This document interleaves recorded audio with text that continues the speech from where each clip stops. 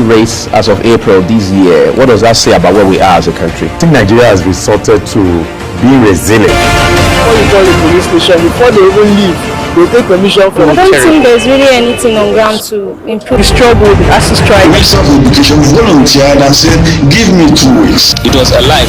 The president never gave me any deadline.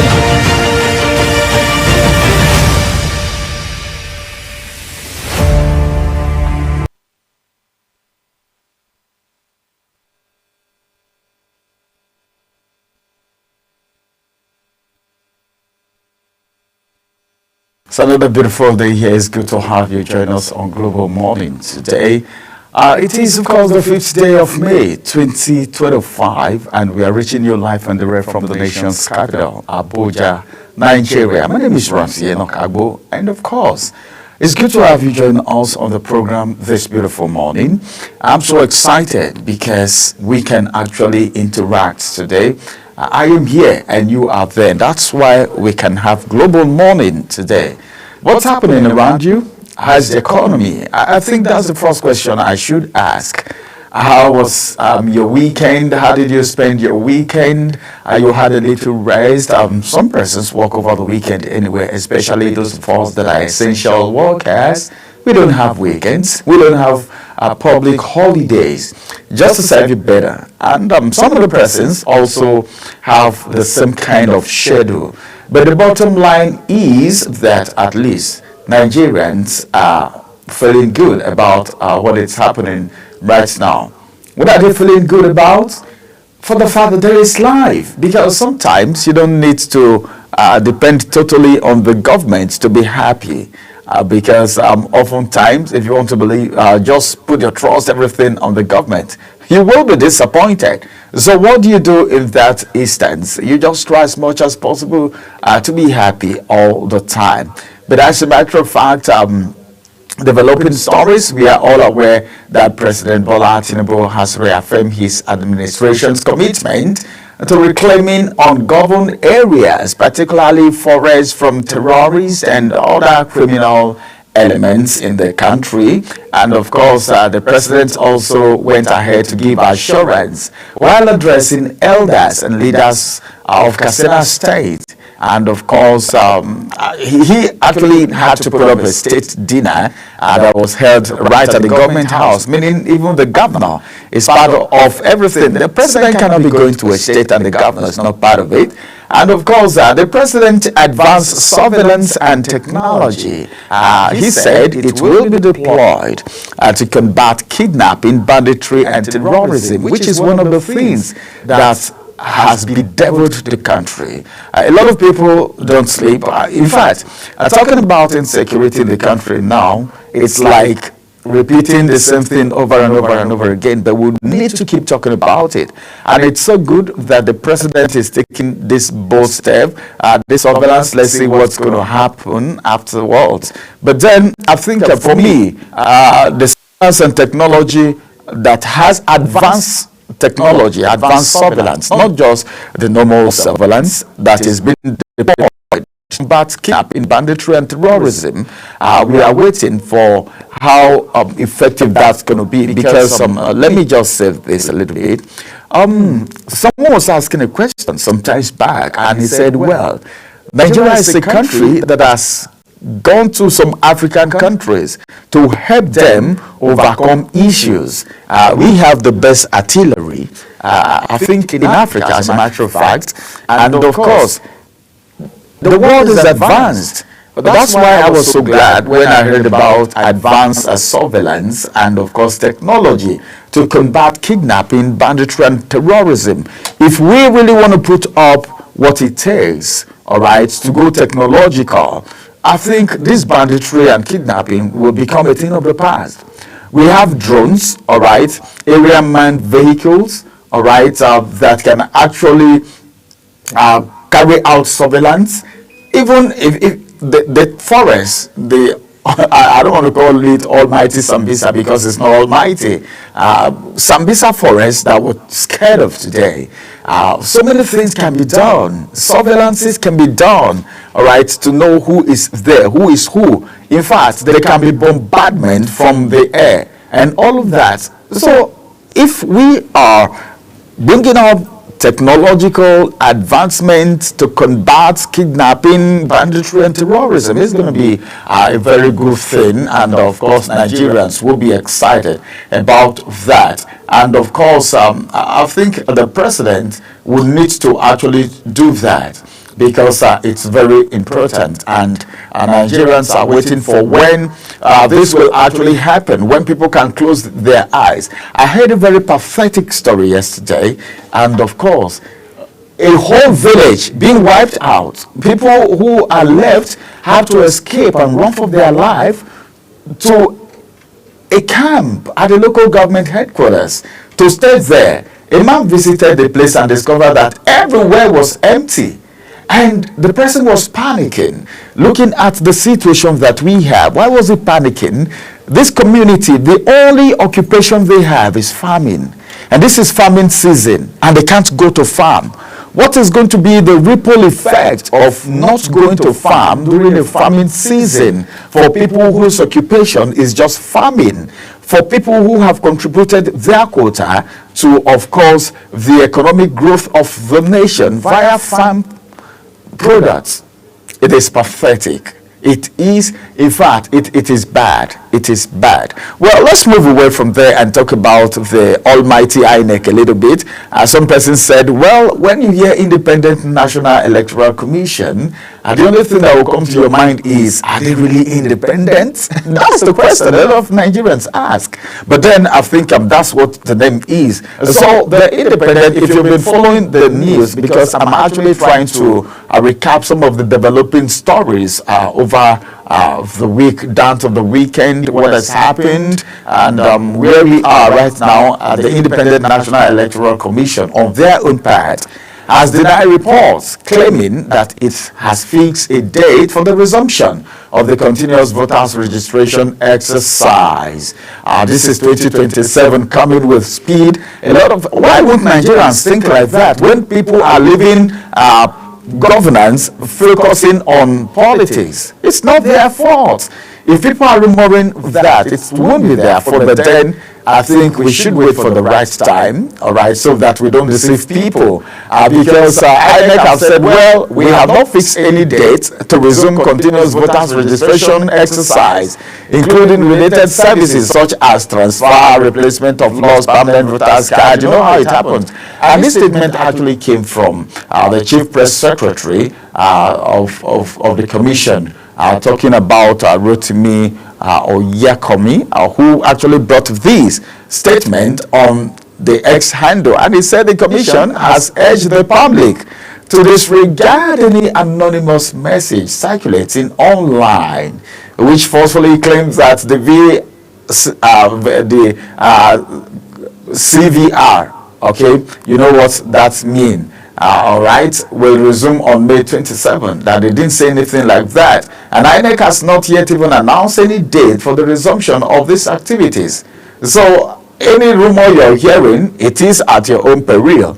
And of course, but it's necessary. But some persons, I'll keep saying this. For those of you who have said, well, we don't have the need to collect our voters card, because I could remember INEC during the Igbo election were lamenting that people have refused to come collect their voters card. So persons left it there.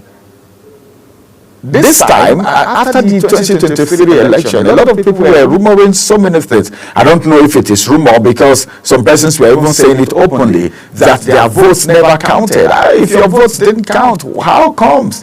There was people in governance. Your vote actually counted. Maybe, probably it didn't count in your favor, or probably some things happen, some manipulations happen. But no matter what happens, your franchise is your franchise. All right, your right is your right. Your civic right is your civic right. So you don't allow anyone take it away from you, even though sometimes things don't go the way we expect them to go, and a lot of people are discouraged as a result of that.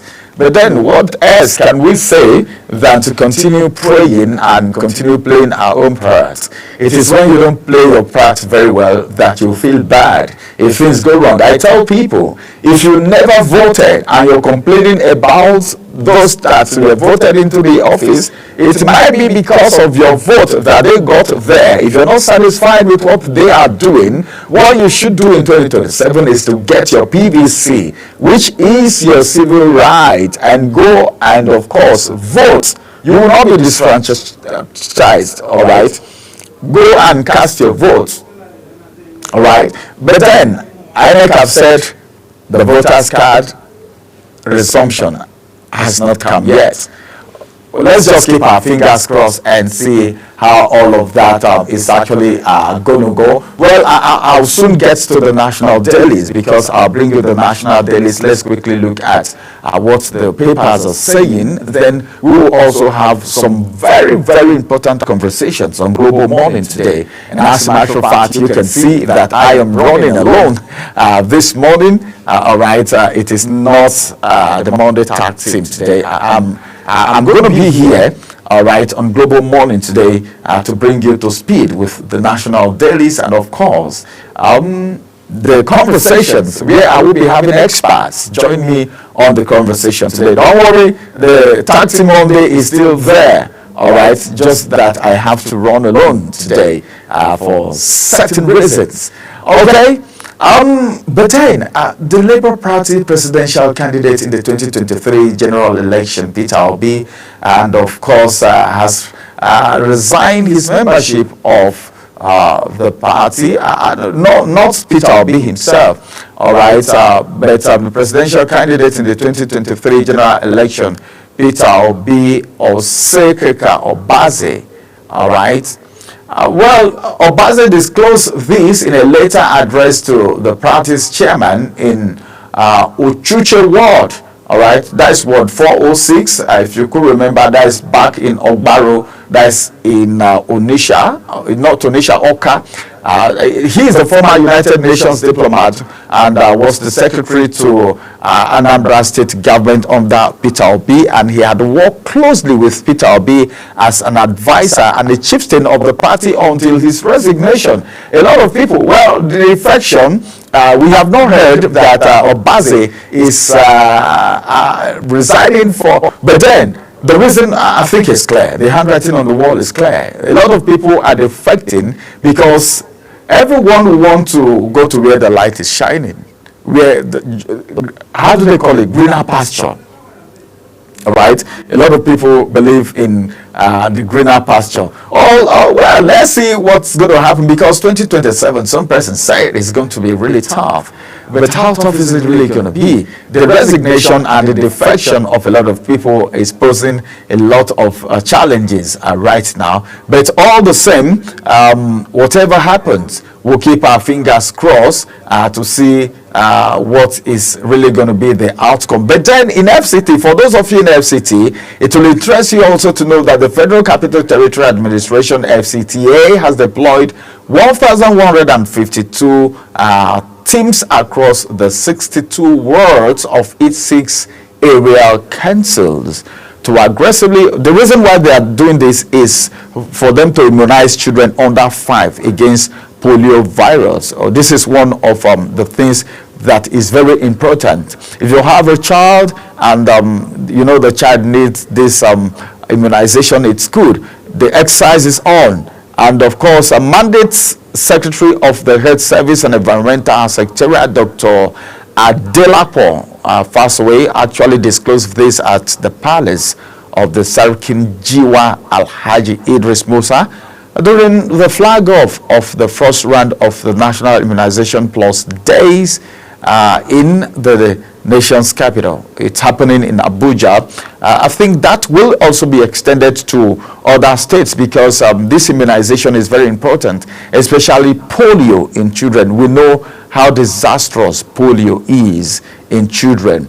It's not good. We don't want that to happen. And that's why the federal government, especially the FCTA, have started that. I think other states should also take cue, because the children we have today are the leaders of tomorrow. It's so good. It's a good news. I'm actually trying to see how we can actually get your day started on a beautiful note. It's not every time you hear heartbreaking stories. Some persons don't even go on the internet anymore because of the kind of stories that is being peddled there by some people, some bloggers who really want to make money.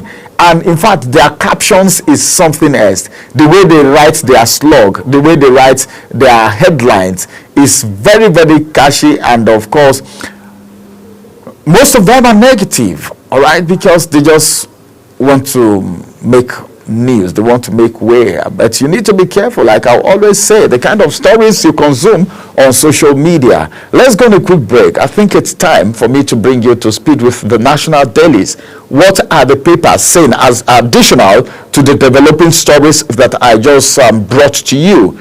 Because we need to keep you informed, we need to keep you educated, and we need to keep you updated. And that's the reason we are here. Let's go on a quick break. After now, Global Morning will return with newspaper review. Stay with us.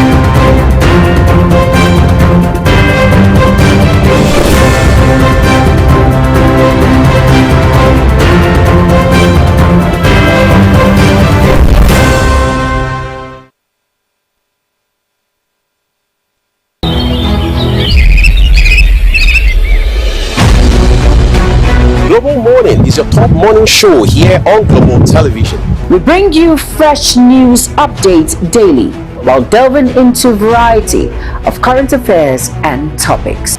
Global Morning aims to deliver newspaper reviews and latest news with experts on key global issues. And at the same time, keeping you well informed about important events, both national and international. Global Morning serves as a valuable source of information, helping viewers like you start your day well informed. Stay connected from Mondays to Sundays to a wide range of the latest news making rounds on Global Morning. We're on the road to protest. The president meets all of our demands.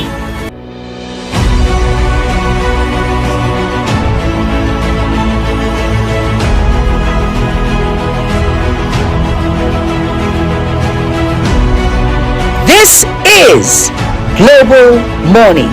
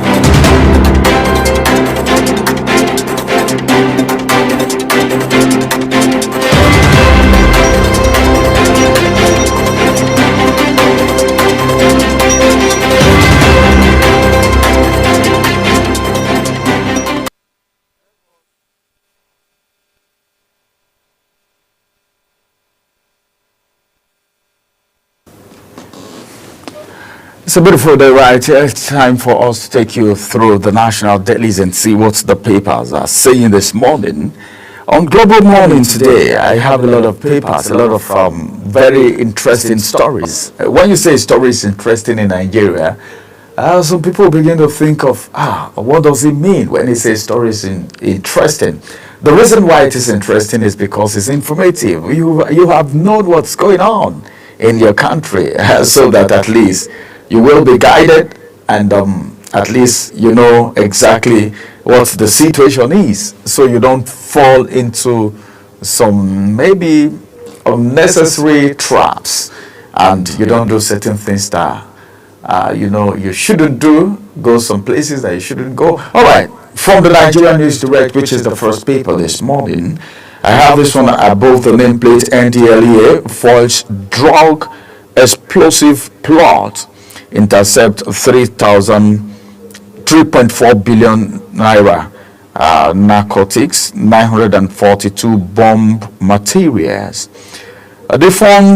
Defend yourself against killer headsmen. All right. Okay, that's coming from a clergy, and of course, like it was been said, I think before now, it was actually been said in the Nigerian News Direct newspaper this morning. We have this one: defend yourself against killer headsmen. All right, this is coming from a clergy, and of course, this is something that has already been said by some persons in authority. But now, what are you thinking about the rate at which people are being driven away from their own community, from their father's land? It's so amazing. It's so amazing. So I think it's time for Nigerians to do the needful. You need to do what you can do to stay alive, not to be killed by people who don't know how you were even birthed. All right? You need to do what you can to stay alive. And that's where the defense comes in.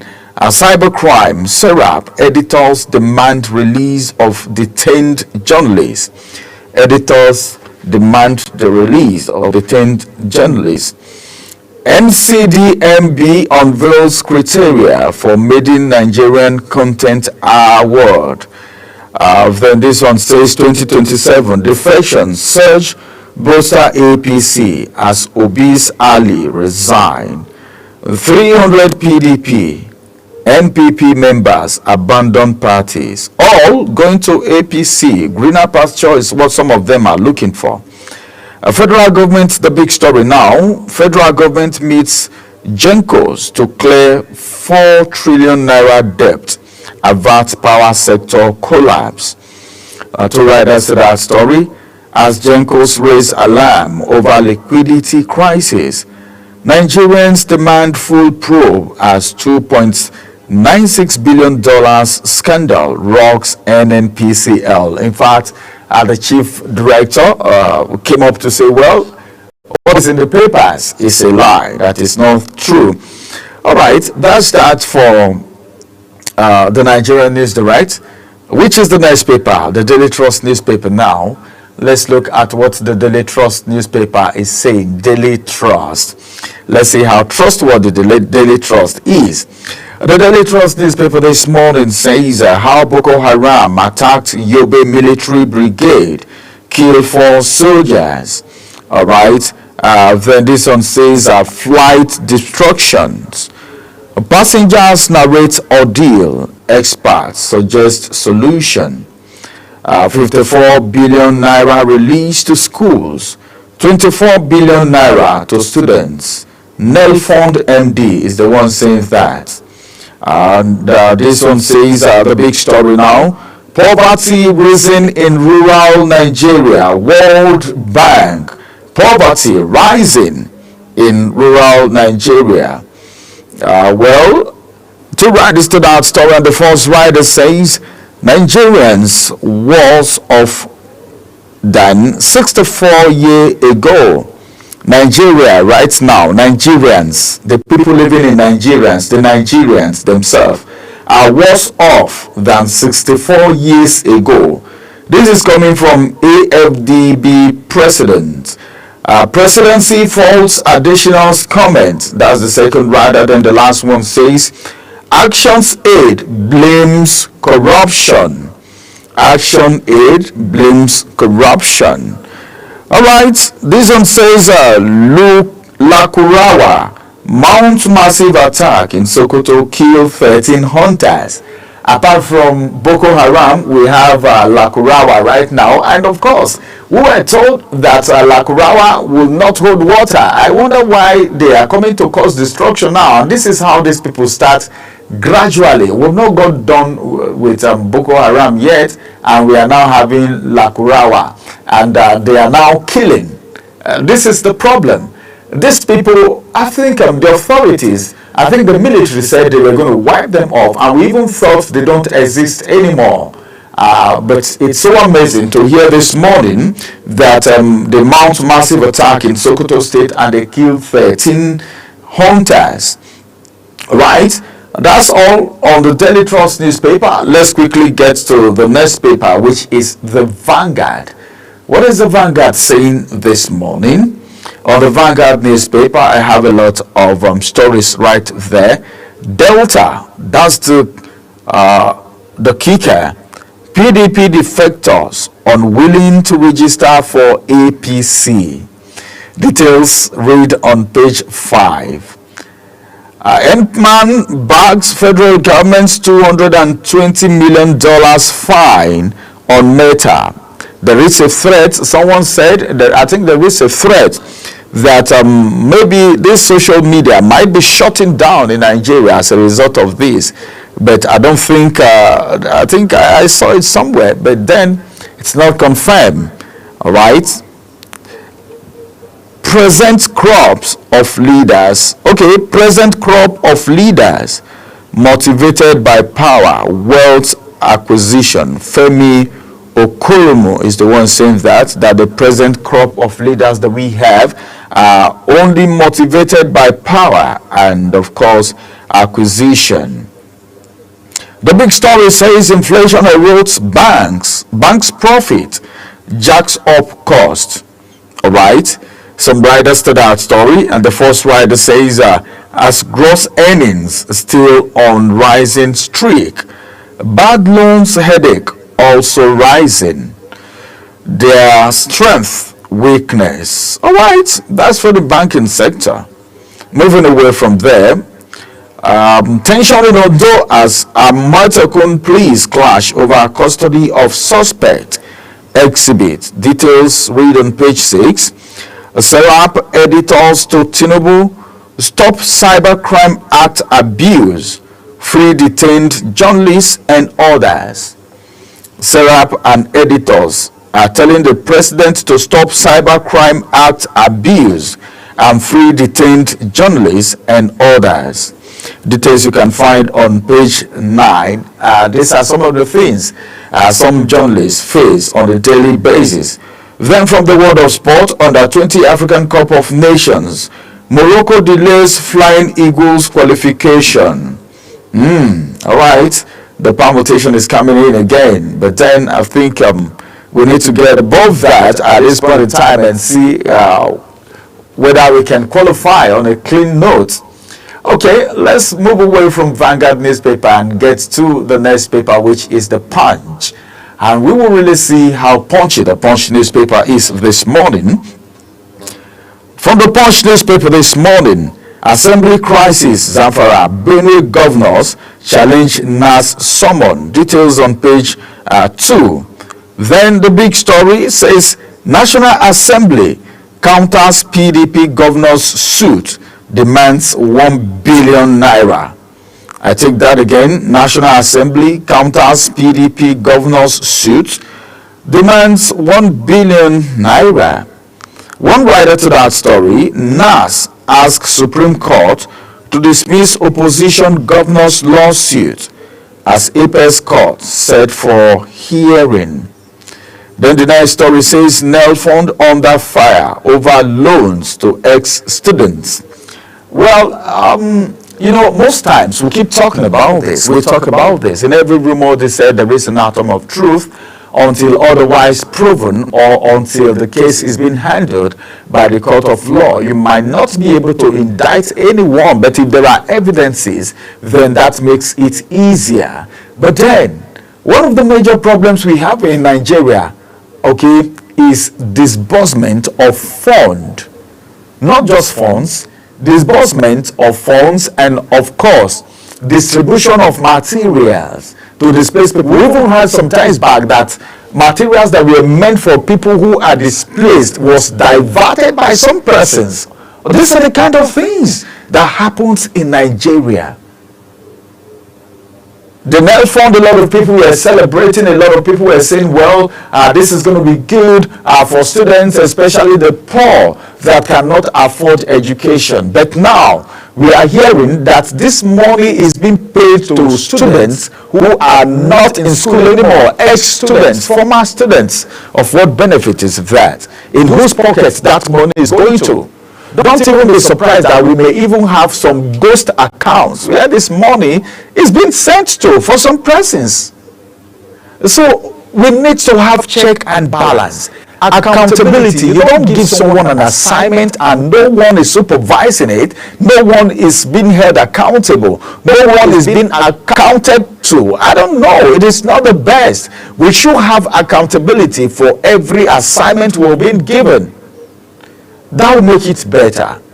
because Nigerians are going through so much right now, and there is no need pushing people to the wall, because if people have been pushed to the wall too much, there might be an explosion, and that may not be good for our dear country. So we need to do what is needful, what is necessary, as the government have instructed us to do it. Because we can have a different instruction from the federal government or the authorities concerned, and we have people in the field doing different things. Please, if you see anyone doing anything wrongly, tell someone, tell the authorities, report them. You are not trying to be bad, all right? That's the only way we can sanitize the country. Like I will always say, if you notice any security threat anywhere, anything going wrongly, don't be quiet over it. Speak out, all right? Speak out. Speak to people you trust, people that can actually hide your identity. Even in the media, sometimes you hear things like anonymous. It's not all the time you are being shown to the people that you said or do a particular thing. So we should be able to voice out most times. So NEL fund under fire over loans to ex-students. Details on page 8. Naira printing cost skyrocket by 306%. Naira printing cost, the cost of printing Naira has skyrocketed by 306%. Details you can find on page 31. Oyo signs a 3.5 billion Naira contract for rural market upgrade. Very important. Communal boundary clashes kill over 1,700 in 7 years. These have to be handled. Tinubu to meet Gencos over 4 trillion Naira electricity debt. Who is even, I don't know how many people are enjoying the power, the epileptic power. Well, instead of you not to have the little you're having at all, it's better the debt is being cleared. But you also want to ask questions. How did it accumulate like this? Well, let's move away from there and go to the Nation's newspaper and see what the Nation's newspaper is saying. Remember, 8 o'clock will be time for the AM news. And of course, before then, we'll look at a few papers before we actually get to that news. Labour Party Tozo moves to INEC. Labour Party Tozo moved to INEC. I don't know, but then I think 2027 is really going to be interesting. But then, who is behind the problem in these parties? Who is behind it? Is it possible for you to build something with your hand and you are the same person destroying it? It doesn't make sense. It doesn't make sense for you to build something and you begin to destroy it. Nigerians will not even believe in you. Today you are in this party, tomorrow you are in another party, next tomorrow you are in another party. You are unstable. You are unstable. So I see people like that. Personally, I see people like that they are somehow confused. A lot of Nigerians have spoken to us in the past to say, well, people who defect from one party, two party, three party. In fact, they are confused politicians. That's what Nigerians feel. All right, it's not our personal opinion, but that's what Nigerians think most times. But then, is it possible for us to have a law to stop people from defecting? You can't spoil a party and you move out of it. Who are you leaving it for? Or you want us to have a one-party system? Is that what you want? Oh, at least it's more interesting when we have 1, 2, 3 parties contesting in an election. It makes it more interesting. The manifestos, even though some of the manifestos never see the light of day, but then the manifestos, the push, the tension, all of this makes democracy interesting. So if you are in a particular party, don't destroy the party and leave. Anywhere you find yourself, contribute your own quota. Be the best that you can. All right? It's not all about defecting. Okay, but it's all about the legacy you're leaving behind in that party, in that constituency, in that local government council, in that state, in that country, in that office, in that constituency. That's what matters. You don't just defect. In fact, I respect people who have been, I know their names. I can call 1 or 2 names that have been in one party since democracy started. we have people like that. And kudos to people who are like that. All right, well, let's get to the Nation's newspaper right now. Still on the Nation's newspaper, Lagos Council race.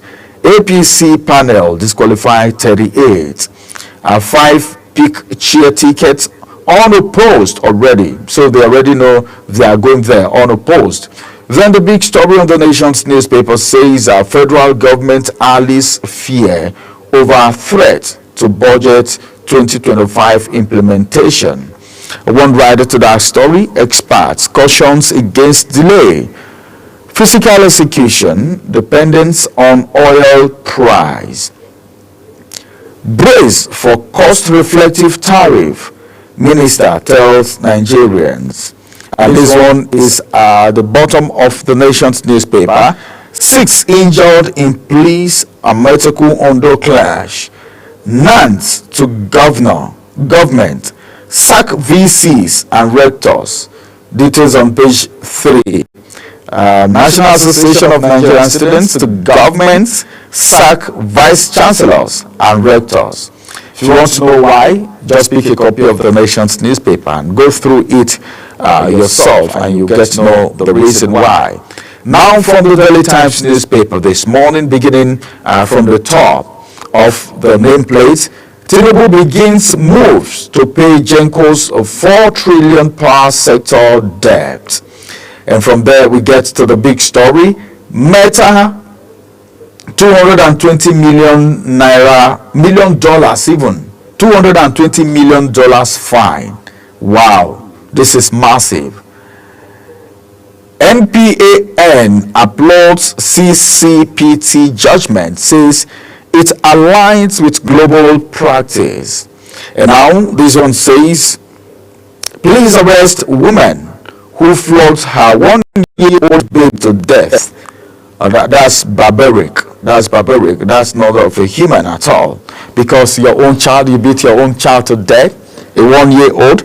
Well, if you want more of that story, pick a copy of the newspaper. Defection, not a sign of progress. Momodu tells Tinubu. Details you can find on page 11. Momodu is the one saying this to the president. He said defection is not a sign of progress. Nigerian Security and Political Economy Report. All right, details you can find on page 16. And then this one says, SERAP, NGE demand end to Cyber Crimes Act abuse. All right, release, the other paper say release journalists. Okay, let's look at the Guardian newspaper, which is going to be my last before we make way for the AM news at the top of the hour, 8 o'clock. On the Guardian newspaper this morning, the big story is where I'm starting from. $37 billion infra corp in libido, 5 years after 1 trillion naira investment. All right, then this one is saying, Nel Fund scandal. Nance urges federal government to sack heads of culpable institutions. 162% more customers migrated to Band A as Tinubu meets Genco's over 4 trillion naira debt. And of course, this one says Obi faults VDM's arrest, alleged Nance president's abduction. All right, that's on the Guardian newspaper.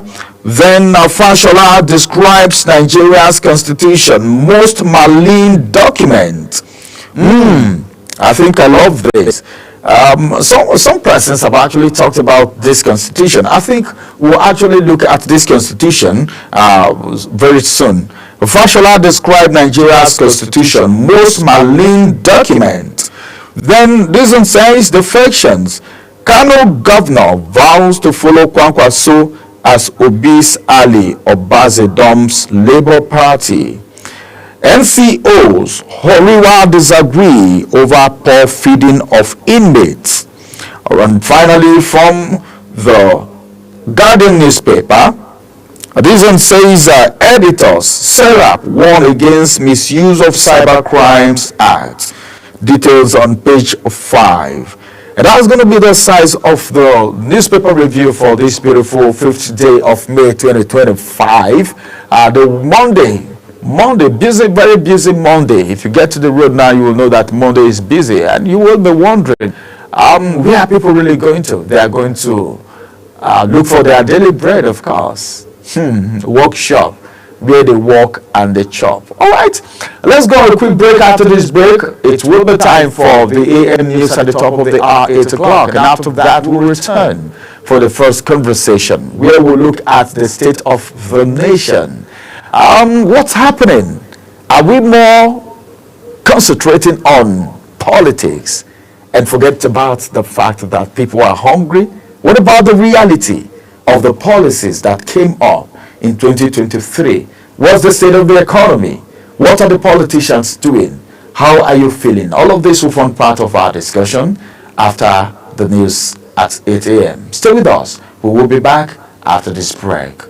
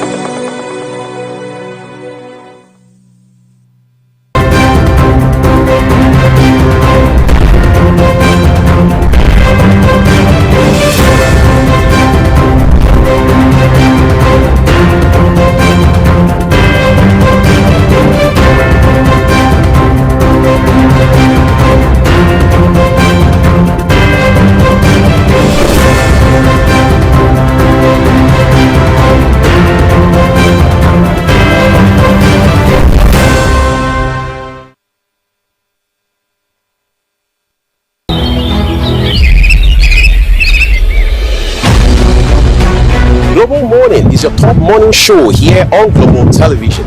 We bring you fresh news updates daily while delving into a variety of current affairs and topics. A Global Morning aims to deliver newspaper reviews and latest news with experts on key global issues. And at the same time, keeping you well informed about important events, both national and internationals. Global Morning serves as a valuable source of information, helping viewers like you start your day well informed. Stay connected from Mondays to Sundays to a wide range of the latest news making rounds on Global Morning. We're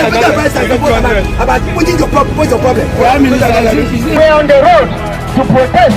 The president meets all of our demands.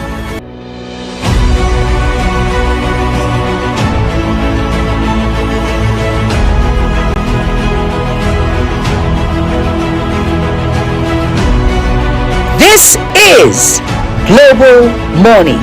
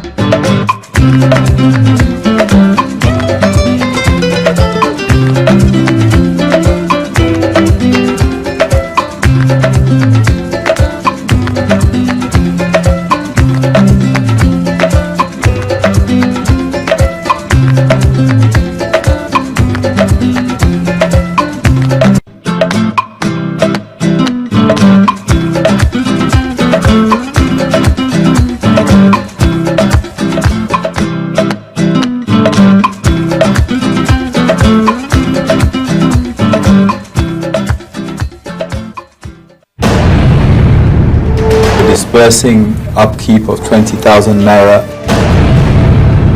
Know that you cannot talk about a healthy nation if you don't have means to produce your own in addition to importing. The CG is the principal actor of this because it's within her jurisdiction. Minister is a supervisor. We must run in accordance with the Constitution of CAN, where you will have just a single time.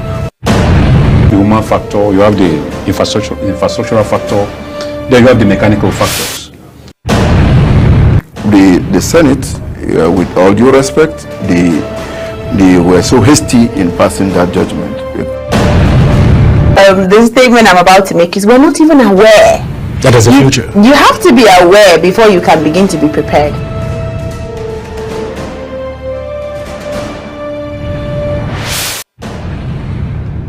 Do you know that global television can be watched in Nigeria and all over the world? Download the Global TV Nigerian mobile app for Android and iOS devices to watch global television real-time from around the world. What are you waiting for? Start downloading and stay connected to global television.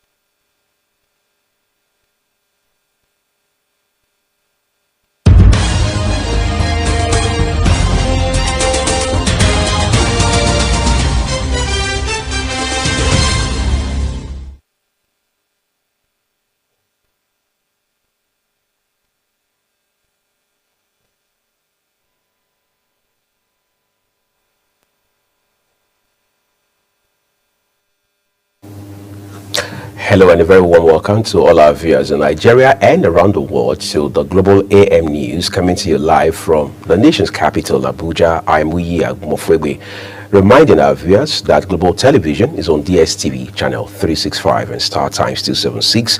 You can download the Global TV Nigeria mobile app for Android and iOS devices to keep track of our 247 broadcast. We sincerely apologize for the audio glitch experienced a while ago on the news. Thank you so very much for your understanding. President Bola Tinubu has reaffirmed his administration's commitment to reclaiming ungoverned areas, particularly forests, from terrorists and other criminal elements in the country. The president gave the assurance while addressing elders and leaders of Katsina State at a state dinner held at the government house. Tinubu said advanced surveillance and technology would be deployed to combat kidnapping, banditry, and terrorism. A chieftain of the All Progressives Congress APC in Osun State, Olatobosun Oyiteloye, has called on President Bola Tinubu and the heads of the country's security agencies to urgently go after individuals and groups financing insecurity across Nigeria. Speaking in Osogbo, a former member of the defunct APC Presidential Campaign Council decried the continued attacks and killings in states like Benue and Plateau, describing the incidents as, quote, pathetic and unacceptable, unquote. He maintained that it is not enough to tackle the foot soldiers perpetrating the violence, highlighting the importance of identifying and dismantling the financial and logistical networks behind the growing insecurity. The Independent National Electoral Commission, INEC, has denied reports claiming that it has fixed a date for the resumption of the continuous voter registration exercise, including related services such as transferring replacement of lost permanent voter cards.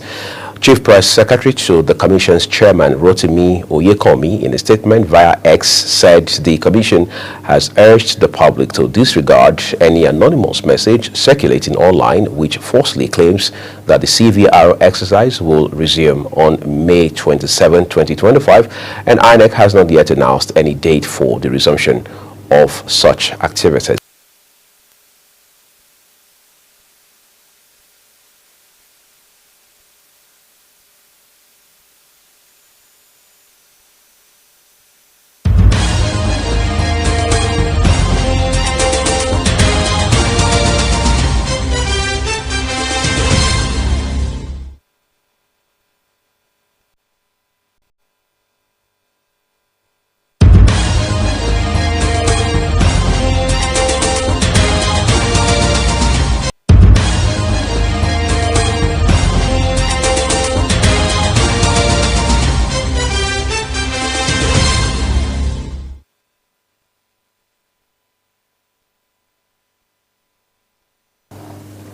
Our sincere apologies again for that disruption in our news broadcast. It was occasioned by unforeseen technical challenge, which has now been resolved. Thank you again for your understanding. Let's return to our earlier story now, where a key ally of the Labour Party presidential candidate in the 2023 general election, Peter Obi Oseloka Obaze, has resigned his membership of the party.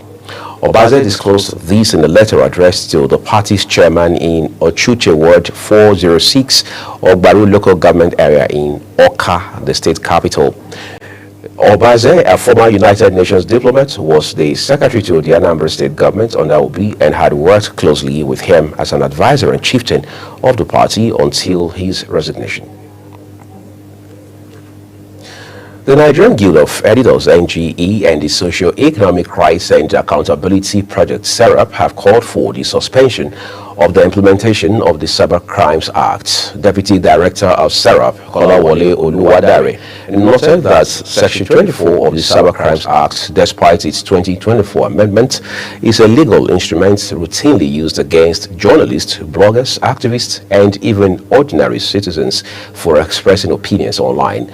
At a press briefing in Lagos, the groups alleged that the Cyber Crimes Act and other regulatory tools are being used to stifle dissent and criminalize journalism that criticize the government. The Federal Capital Territory Administration, FCTA, has deployed 1,152 teams across the 62 wards of its 6 area councils to aggressively immunize children under 5 against polio virus, Mandate Secretary of Health Services and Environment Secretariat, Dr. Adedolapo Fashawe, disclosed this at the palace of the Sarkin Jiwa Lahaji Idris Musa during the flag-off of the first round of National Immunization Plus Days in the nation's capital, Abuja. The teams are set up to embark on house-to-house visits, as well as visits to churches and other special places, while the administration also deployed 154 fixed post teams across 8 health facilities. The National Association of Nigerian Students, NANS, has issued a call to the federal and state governments to remove vice-chancellors, rectors and provosts of tertiary institutions found culpable in the mismanagement of the Nigerian Education Loan Fund (NELFund) scheme. Speaking during a media parley in Abuja, the newly elected president of the association, Comrade Olushola Ladoja, described a systemic abuse of students' loan initiative. He warned that any head of institution involved in dubious dealings would face nationwide student-led resistance and calls for removal.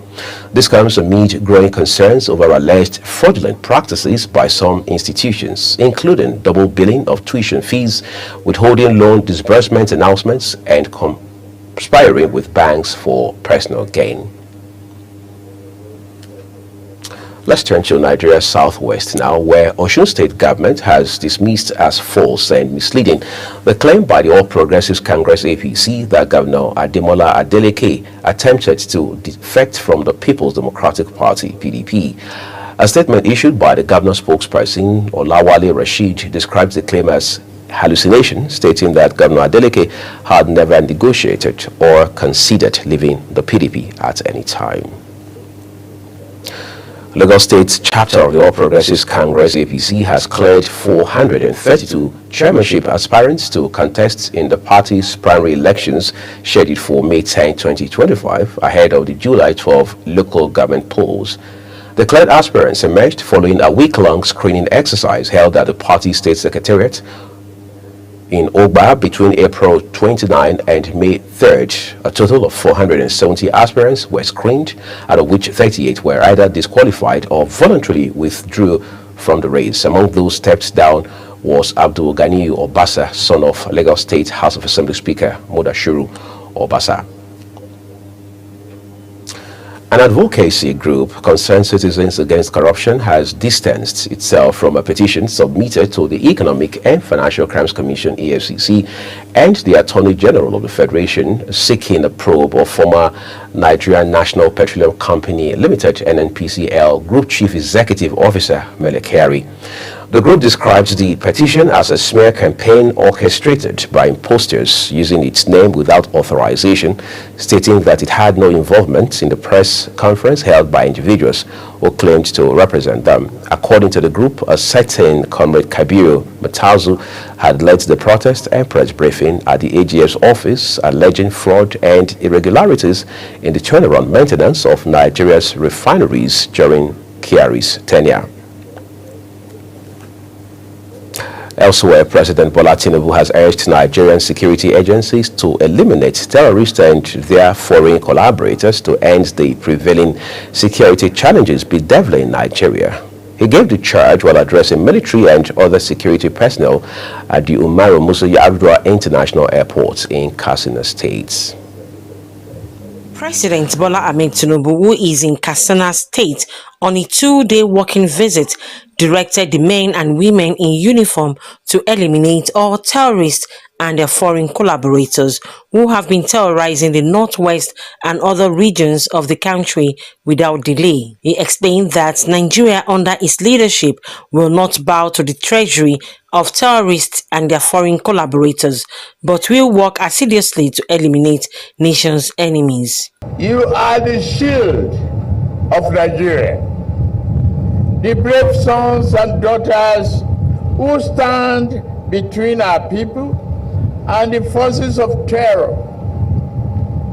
Every inch of ground you hold, every terrorist you neutralize, and every community you secure is a victory for justice, freedom, and the future of our children. He says the nefarious activities of bandits and insurgents have gone on for too long in the country and must be tackled by all security agencies to ensure peace and stability of the country.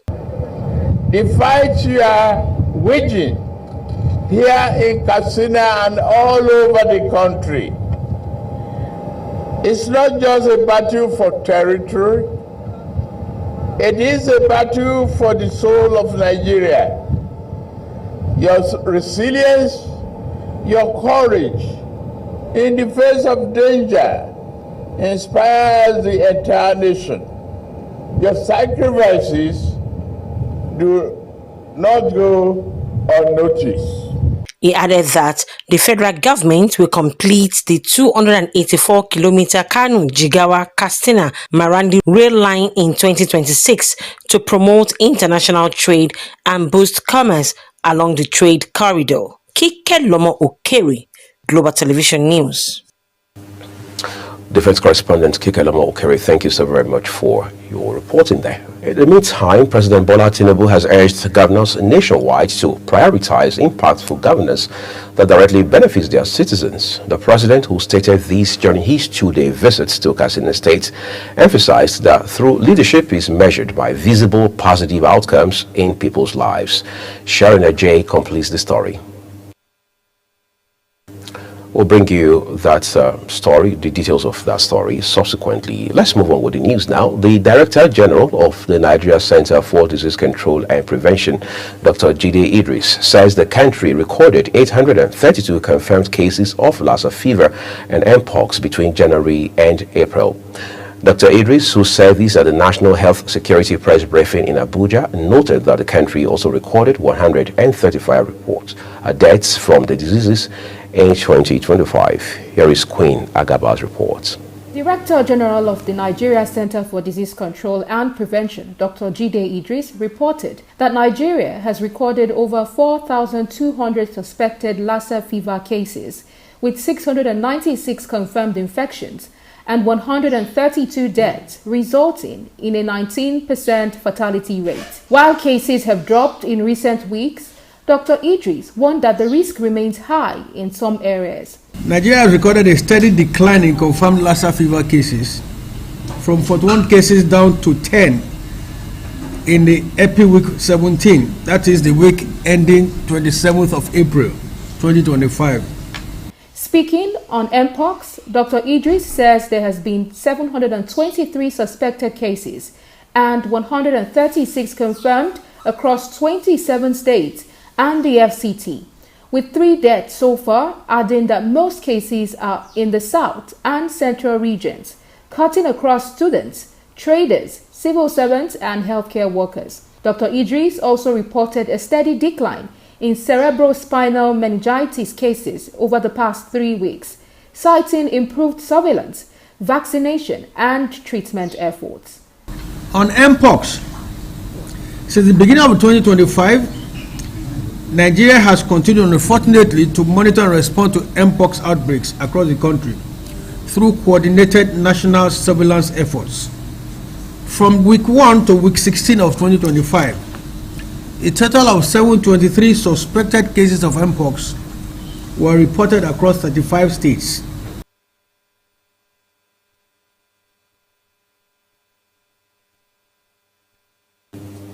Our health correspondent, Queen Agaba. You're watching the live broadcast of the AM News. When the rest of the news returns, Jagba Bakole draw in Saudi heavyweight clash. Details coming shortly, plus business and foreign stories on the other side of this break. Please do stay with us.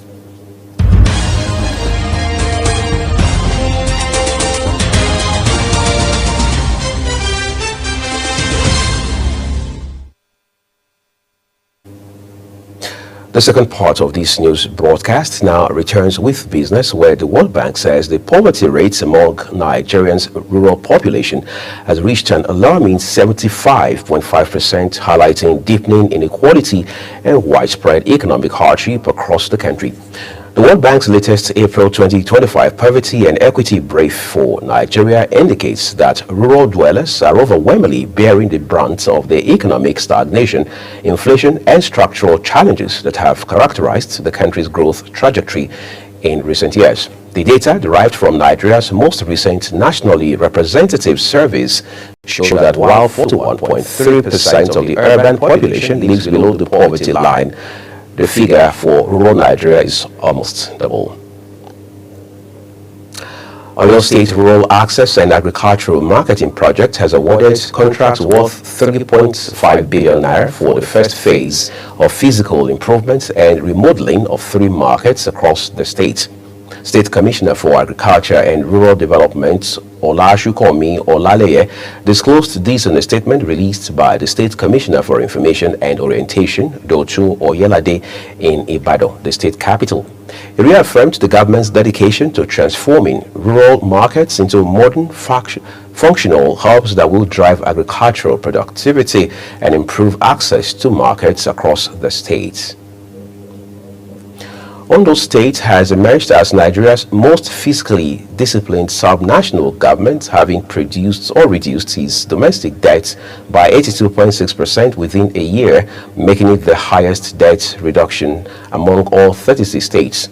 A statement by Chief Press Secretary to the Governor, Leke Adegbite, the achievement is attributed to the strategic economic reforms and financial prudence of Governor Lucky Aiyedatiwa's administration since its inception. Adegbite stated that the record shows the state under Aiyedatiwa reduced its domestic debts from 7 to 1.5 billion naira in 2023 to 16.4 billion naira just last year, a difference of 55.1 billion naira and a percentage of 82.6%. Let's go beyond the shores of Nigeria now. Flights are suspended at Israel's Ben Gurion Airport after a missile launched from Yemen has hit its vicinity, causing damage. Strip's government media office says at least 57 Palestinians have starved to death under Israel's total blockade as trucks carrying food, water and medicine are piling up at the borders of Gaza. Israeli attacks across Gaza since dawn on Saturday have killed 45 Palestinians, including 3 babies. Australia's opposition party has been left reeling after a bruising defeat in the federal election, with a result that is shaping up to be its worst ever loss. Peter Dutton, the Liberal Party leader, also lost his own seat of Dixon, which he had held for the past 24 years.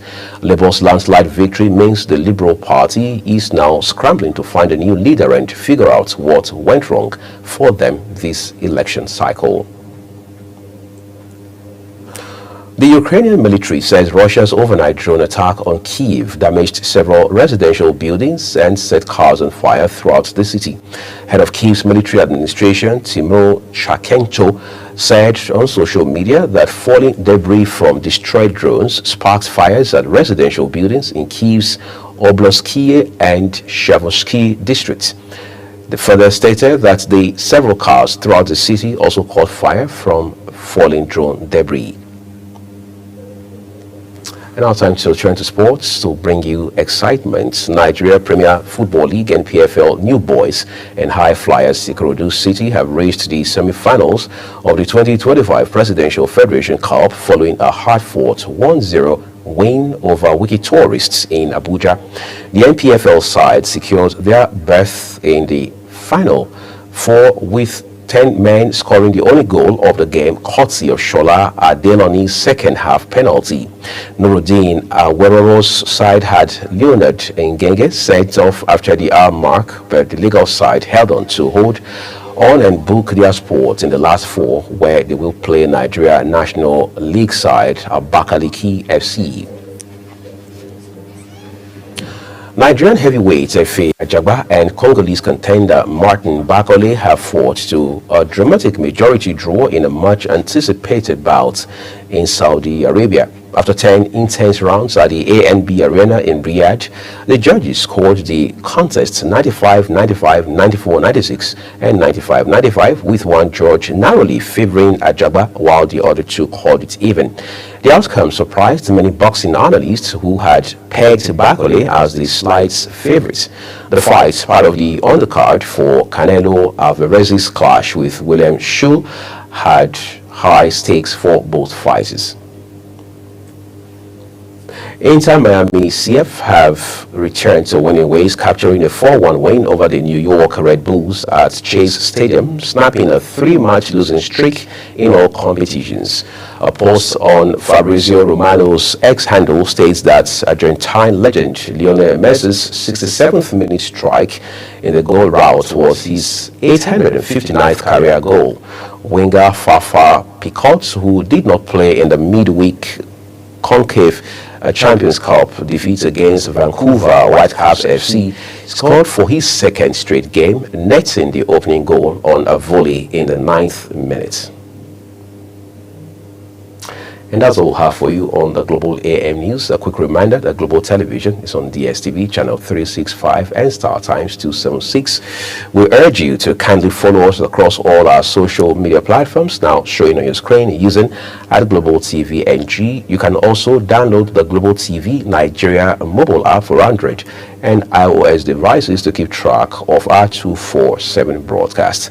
I am Uyi Agmofwebe, thanking you so very much for watching. The rest of Global Morning with Ramsey now continues shortly.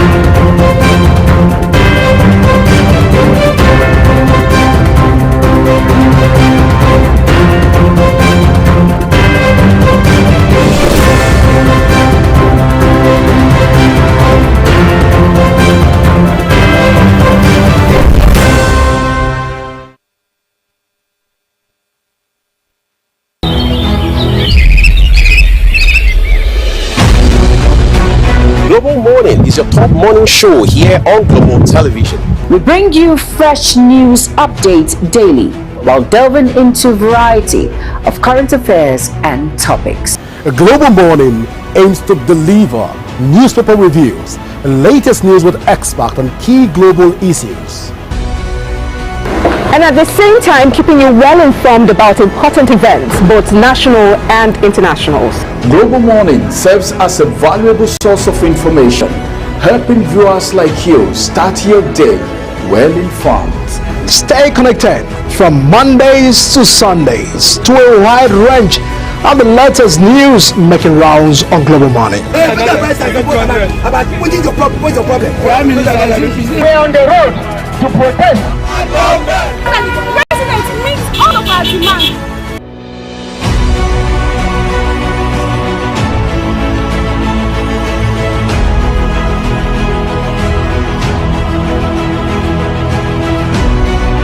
This is Global Morning.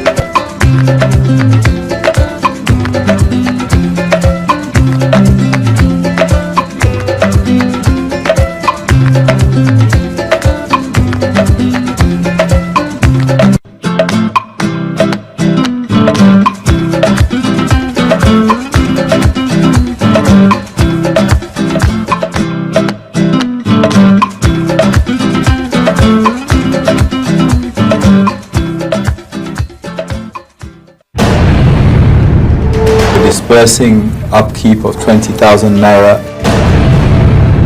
Know that you cannot talk about a healthy nation if you don't have means to produce your own in addition to importing. The CG is the principal actor of this because it's within her jurisdiction. Minister is a supervisor. That we must run in accordance with the constitution of CAN, where you have just a single time. The human factor, you have the infrastructural factor, then you have the mechanical factors.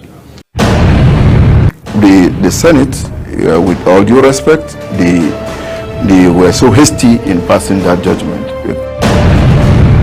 The statement I'm about to make is we're not even aware.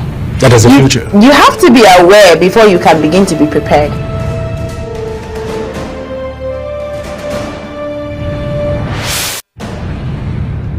Do you know that global television can be watched in Nigeria and all over the world? Download the Global TV Nigerian mobile app for Android and iOS devices to watch global television real-time from around the world. What are you waiting for? Start downloading and stay connected to global television.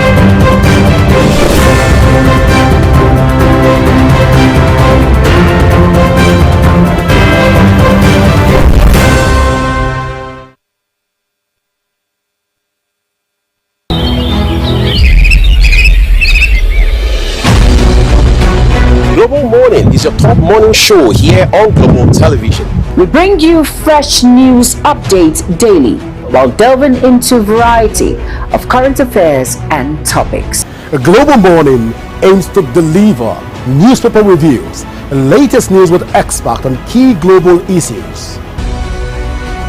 And at the same time, keeping you well informed about important events, both national and internationals. Global Morning serves as a valuable source of information, helping viewers like you start your day well informed. Stay connected from Mondays to Sundays to a wide range of the latest news making rounds on Global Morning. We're on the road to protest. The president meets all of our demands.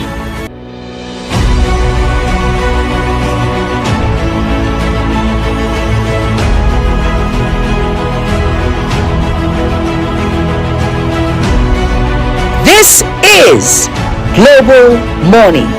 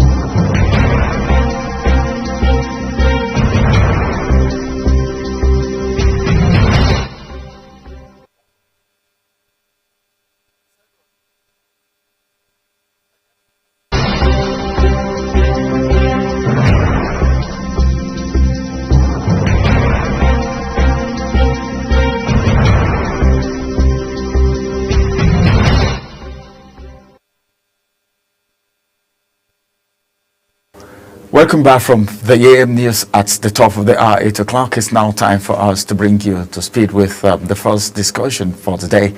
And what we really want to look at is, the state of the nation. What is happening right now? It's like attention is even being moved from the people totally in preparation for 2027. People are politicking more than governing the people. Even though at some quarters, people are saying, it's a little better, things are picking up, but then it will amaze you that people cannot still get a fan. And it's so interesting that even the president is aware of the fact that people are going through so much in Nigeria. And that's the reason the president of the Federal Republic of Nigeria, in the person of His Excellency, President Bola Ahmed Tinubu, has urged Nigerian security agencies to eliminate terrorists. Not just terrorists alone, and also their foreign collaborators, whoever they are, to end the prevailing security challenges bedeviling Nigeria as a country, as a nation. One of the things that people feel should be given more attention right now at every quarter is the security situation of the country. Look at the states, look at what is happening. Even though we've heard of state governors defecting, political office holders, stakeholders defecting, that doesn't negate the fact that the security situation is not on the rise, even in their own communities. But then the president has said, well, what we need to do, all right, is to ensure that security agencies eliminate, put them aside, eliminate, stop them completely, everyone that is a terror to the country and their foreign collaborators, because sometimes you will be tempted to say, well, can Nigerians, all right, who are clamoring for social amenities, destroy existing social amenities? These are questions that we should be asking sometimes. And that's the reason I feel maybe some foreign bodies, some foreigners might be involved in this security challenge.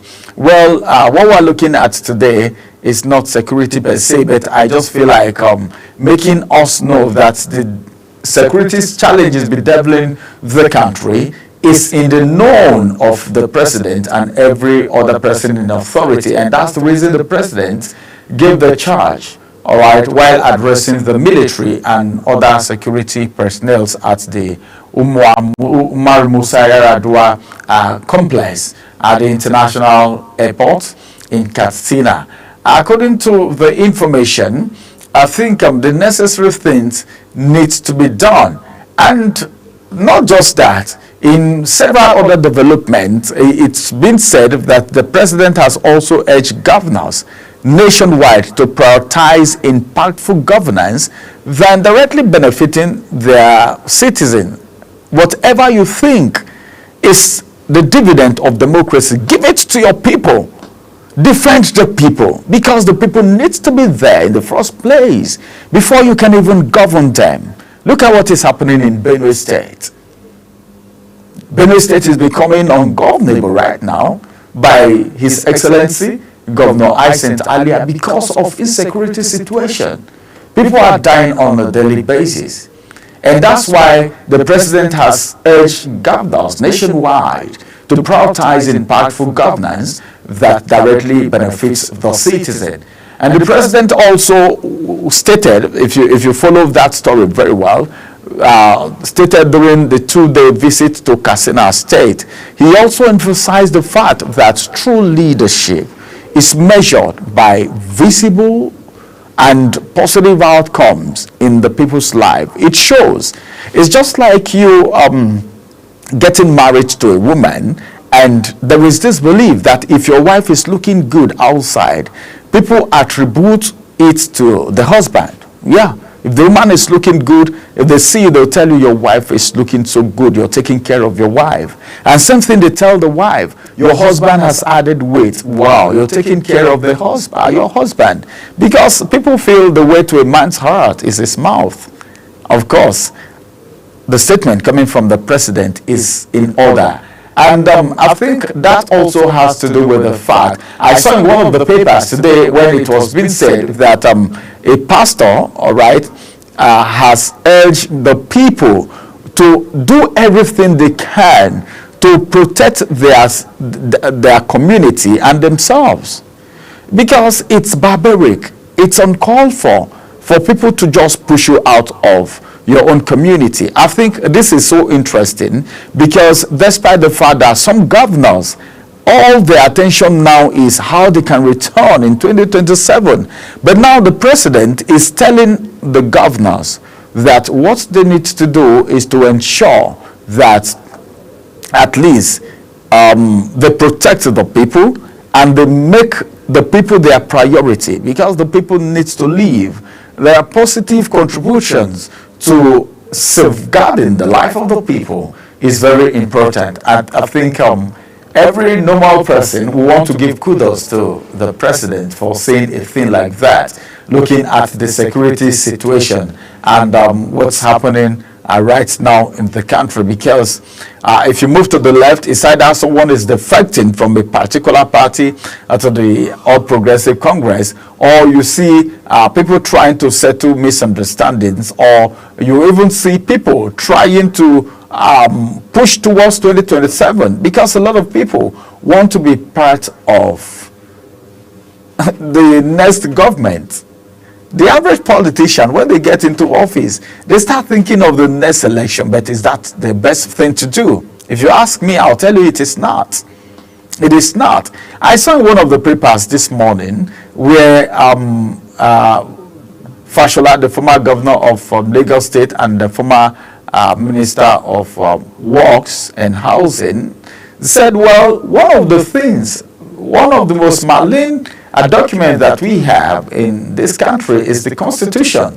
I know that they've been pushed some other times for constitutional review, which has not happened.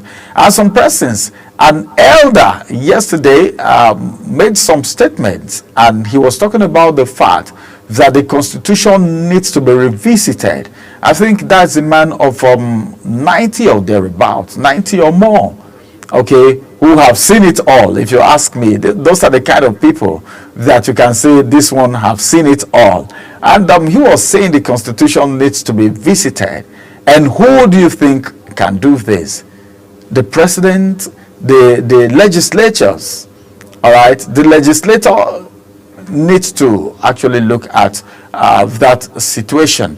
And why some persons are busy trying to put their state in order, making people, because one of the things that has made this hunger to be this much is the fact that people couldn't go to farm as a result of insecurity. People are scared of going to farm. This is farming season, right? But then, how many people are on the farm right now as we speak? People that have already been sent out of their community. Some persons are at the IDP camp. You want them to farm at the IDP camp? Which of the farm do you want them to go to? The fear of these unknown herdsmen have actually caused a lot of damage. I wonder what will happen in the next harvest season. What will people harvest when they don't even go to farm? Well, it's good that Oyo State Rural Access and Agricultural Marketing Project has been awarded, and that contract is worth 3.5 billion naira. For the first phase of the physical improvement and remodeling of the market across the state. That's your state. That's your state. Because if there is any sector that should be taken seriously right now, is the agricultural sector. That's the only way we can get rid of the hunger in the land. The State Commissioner for Agriculture and Rural Development, if you follow that story very well, Olaleye disclosed this in a statement that he released by the State Commissioner for Information and Orientation, Dotun himself in Ibadan, and the state capital. He reaffirmed the government's dedication to transforming rural markets into modern and functional hubs. That's the way we can actually say, all right, now we can go to rest and say hunger will become a thing of the past in the state. How many states will be able to do a thing like this? How many states? All right, take for instance, Benue State, that has been known as the food basket of the nation. Look at what is happening. People can't go to farm. The Agato people can't go to farm. In Kasinala, they can't go to farm. Ukum is even the worst. So you put all of this together and you begin to imagine what will happen in the next harvest season when people are harvesting their yam products. What will people in Benue State, Katsina State, Taraba State, and some of these states that is being ravaged by insecurity, what will they harvest? That is more hunger in the land. That is more hunger in the land. For us to have productivity and improve access to, in fact, food products and of course market. We're talking about market. If we're talking about market, we can't stop talking about the fact that people cannot even move their products from one place to the other because of the rise in the price of fuel. So many things are happening in this nation right now. So many things, so many things. The people are stranded. People can't go to farm, that is one. People can't move from one location to the other because of the fear of insecurity, that is one. Then fuel scarcity has actually made commercial motorists to increase the price of moving products from one place to the other. And you know that these people who farm, the large-scale farmers, will need to move this product from one place to the other, to the market, before people can even buy. But all of this is not achievable right now because, one, the fear of insecurity, people don't go to farm. The little that we have, the people cannot even harvest it. Even if they harvest, they cannot move it from one location to the other because of the high rise in the price of fuel. All of these have constituted in problems that we have in the nation. So what do? Do we need to fold our arms and just watch? Do we need to just sit down and see what happens? I think the bottom line is that no matter what we do, whichever way we do it, we should know that we are supposed to do the needful as governors, as House of Representative member. You don't just need to go and share motorcycle for people. Let's think about mechanized farming. Mechanized farming. This is one of the ways that we can even cushion the effect of this policy, the subsidy removal. Because if we have machineries that can actually assist in the farming, it's going to go a long way to help the people. But the bottom line is, how many people are even mindful of the average Nigerians, of the farmers? When every attention has been diverted to 2027, no one cares about governance anymore. I'm so happy for the statement made by the President of the Federal Republic of Nigeria, challenging security operatives, all right, to eliminate people, terrorists, kidnappers, and even their sponsors too should also be meant to face the wrath of the law. These are the things we are supposed to be doing, all right?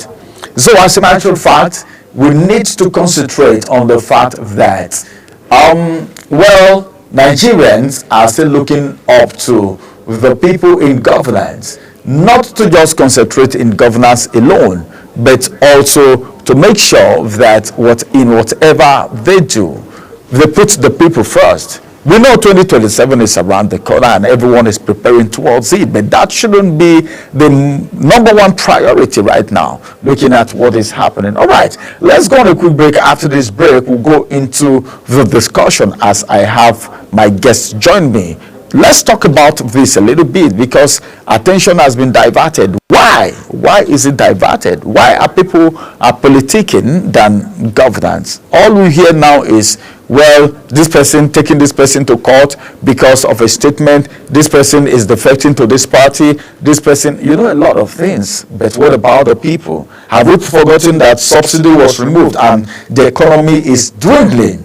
People are going through so much. We'll look at all of this after this break. Stay with us.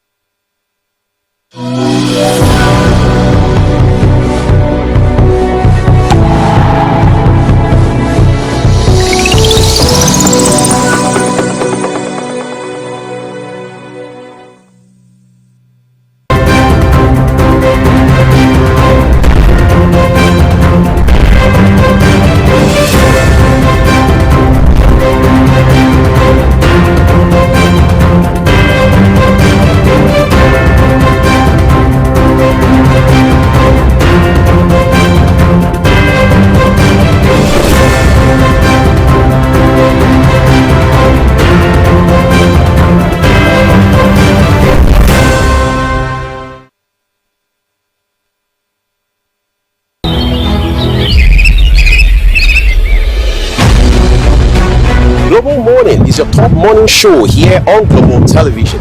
We bring you fresh news updates daily while delving into a variety of current affairs and topics. A Global Morning aims to deliver newspaper reviews and latest news with experts on key global issues. And at the same time, keeping you well informed about important events, both national and international. Global Morning serves as a valuable source of information, helping viewers like you start your day well informed. Stay connected from Mondays to Sundays to a wide range of the latest news making rounds on Global Morning. We're on the road to protest. The president meets all of our demands.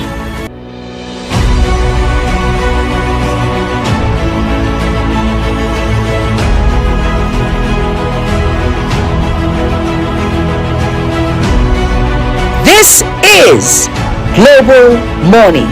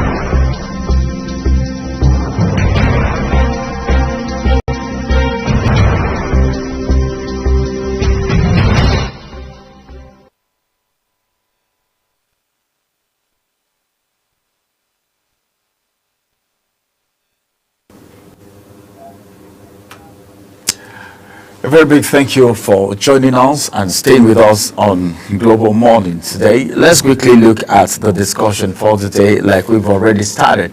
My guest is seated right here, Dr. Oke Ezogo, a legal practitioner and a public affairs analyst. It's good to have you join us on Global Morning once again. Thank you. Good morning. We're looking at something very important, the state of the nation, the way things are right now. You know, it is obvious that 2027 politics have overshadowed everything.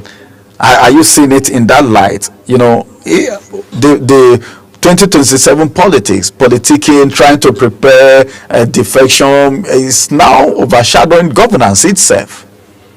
Did you notice that?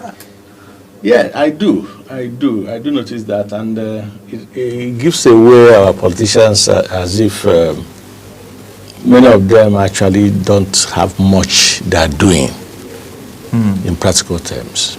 I mean, if less than 2 years to this administration, we are talking about 2027. And obviously, when you do a scorecard, if you go around states, local governments, federal government, and all that, it's not even possible to give a scorecard as it is. That this is exactly what those elected there already have achieved. Because we have the president, we have his cabinet, we have the governors, of course, and of course we have the local government chairman at the grassroots level.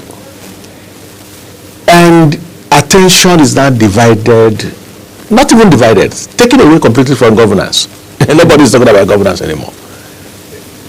Everybody is about what will happen in 2027. At a time that an average Nigerian can hardly make a living, at a time that poverty walks our streets, at a time that joblessness is overcrowding everywhere. I mean, people are jobless in real terms. At a time that even to feed has become an issue in several homes.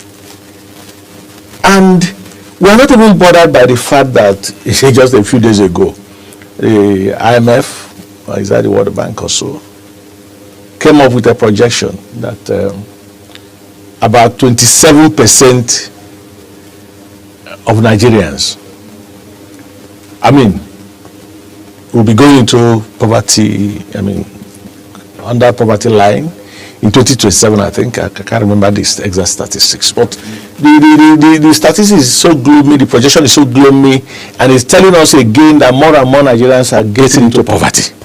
That is just the truth.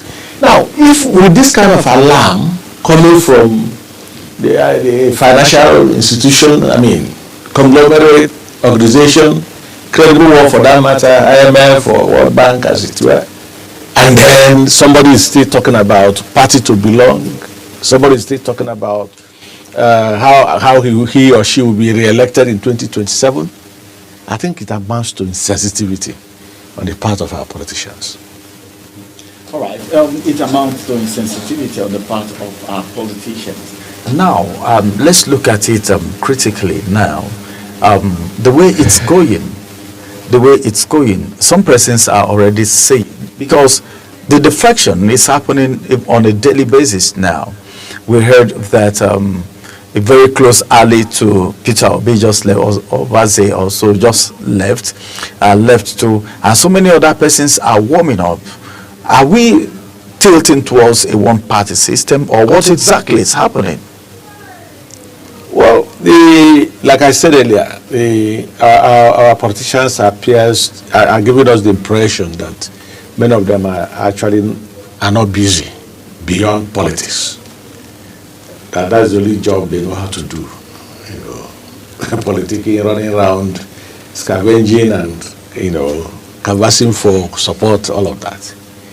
Well, if I take on this Labour Party you're talking about, the P2B's ally that has just left, I think, or Saj or something. I think that was yesterday or 2 days ago. Do you really blame anybody who decides to leave Labour Party? Because there appears to be no direction anywhere.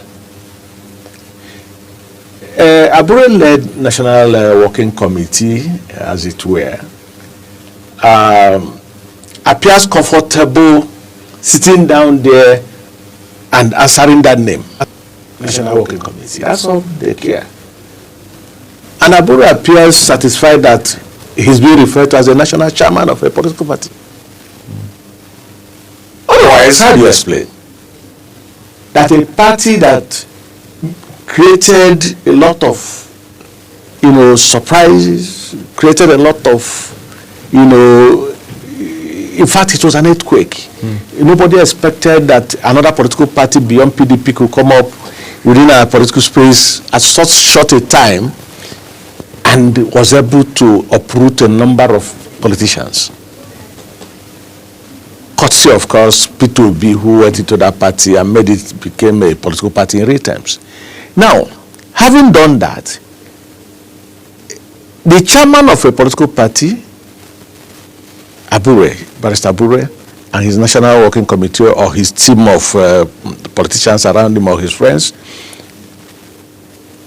under their nose, under their eyes, under their watchful eyes and all of that, they have virtually lost every member of that party that won election into the National Assembly. And they are comfortable calling yourself a chairman. I mean, it's ridiculous now. So, if Abure loves that political party, he should be able to think of the party itself and not about his self-survival. And what I'm saying in essence is that whatever you're seeing, whether from Obaze, whether from wherever, who wants to jump ship to another party, they're all doing that for self-survival. Self-survival. It's not because of I and you. Do they really care about this country? Do they really think about I and you? They're only thinking about how do they keep afloat politically. And many of them have become any government in power. The moment their party loses an election, they are ready to jump into the next one that is in government. And because of that, you see, our democracy has nosedived to the lowest ebb. I mean, well, it's not growing. It's not growing because an average person on the street has lost faith in the electoral system. And who do they think how many people will actually conveniently come out and vote in an election, even if the election is held tomorrow? They should be thinking of how to galvanize the Nigerian people to begin to trust them by the way and manner they govern us, by the things we see on the street, by the development strides they are coming up with. The moment an average Nigerian is comfortable, he's secure, the security of his security is assured, he gets light, energy, whatever, whenever he needs it, he eats his food, gets employment and all that. I mean, transparency, accountability in government and all of that, then we begin to trust government. And with that, you don't even need to jump to any political party. Because I can tell you this, except they come up again with the idea of suppressing votes and intimidating people not to vote and all of that. I see a situation where it will be a political party or political parties against the rest of Nigerians. All right. Something actually, a situation actually brought us to where we are today, and that is some of government policies. All right. This administration, on assumption of office, there were some policies that has brought this hunger, and we were made to understand that there were going to be some things that would be put in place to cushion the effects of these policies. Now, the government seems not to be able, all right, to cater for the people the way the people wanted it. Now, looking at this policy, can we say, on a general note, what's your assessment of these policies? Like the subsidy removal, the floating of the naira. Look at the politics in NNPC. You know, was it just last week or within the weekend? They were talking about probing the past government of the NNPC. You know, so many things happening, a lot of distractions. So now we're talking about the hunger in Nigeria, and we're talking about the policy that has brought us to where we are. So where are we heading to? We've been told that there will be light at the end of the tunnel, and this is where we are. Running into this administration and coming to this level right now, what will you say about this policy? Well, government policy, you know, is neither here nor there. The fatal mistake, which I keep believing that this administration made, was in coming up with this subsidy removal outrightly. And the way and manner it was announced sent panic into the whole economic system and social system of the country. Because nobody was expecting that kind of announcement. And I thought that what government would have done would have been to come up with, making a formal announcement that the subsidy must go with time, and begin to put things in place that will cushion the effect before the removal and before the outright announcement. After all, before then, during the Buhari regime, well, there were subsidy removals here and there, from gas, from this and all that, and it did not really affect much, because much of that was they were silently, done. Much of the ingredients of those removals were silently done, and some things put in place. Well, maybe not significantly, that could be noticed anywhere, but at the end of the day, we didn't see the kind of panic, we didn't see the kind of fears, you know, because it led to, that announcement led to a number of things. A lot of, so many people started going for foreign exchange to safeguard their money. They were buying foreign exchange at every level. You know, people were selling off their shops, selling off their goods, so that they can now buy foreign exchange and keep, so that whatever it turns out to be, they will not be able to lose their money. That was one of the reactions. And don't forget that the day this announcement was made, I remember I bought fuel that same day at 180 naira. I bought fuel that day. 180 naira, yes. I think 100 for a liter. For a liter something of fuel, that is yes. about 800, 900. 180. And then when you go to some places, they were selling 220, 200. But the moment that announcement came up, the same day, it went to 600. And he never came back. And of course, you know, our people are even a problem. Leave government out of this now. Our people are terrible.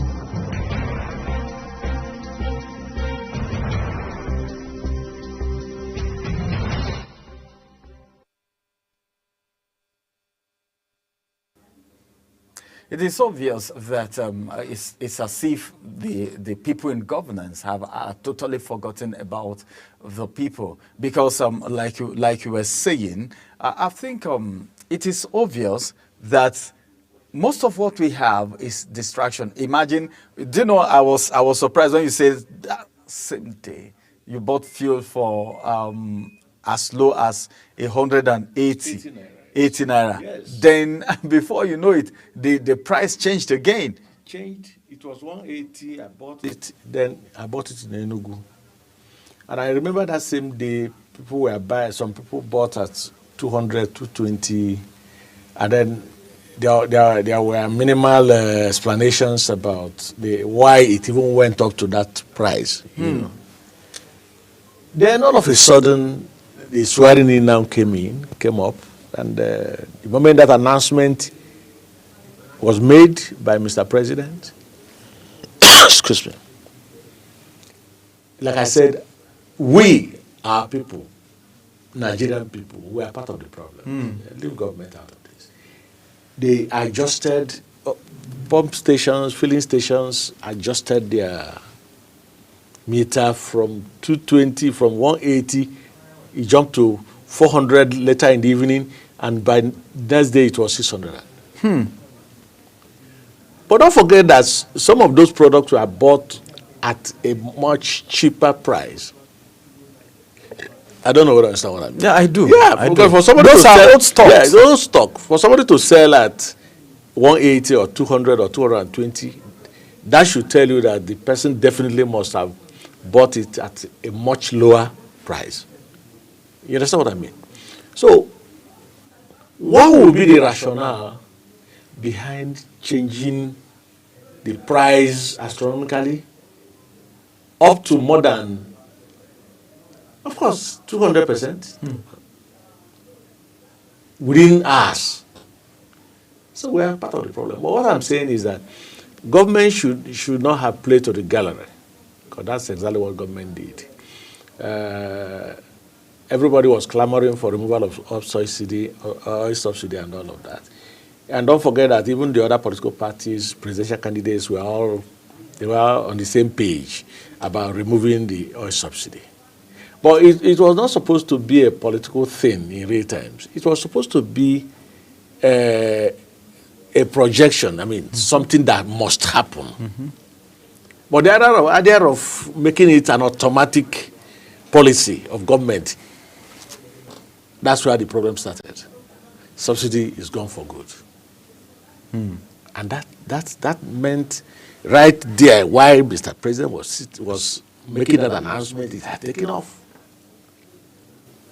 So that was exactly what happened. And it was wrong. But the question I keep asking is, there are instructions that have been given. Okay, when the court say, okay, pay minimum wage. A lot of people didn't pay for a very long time.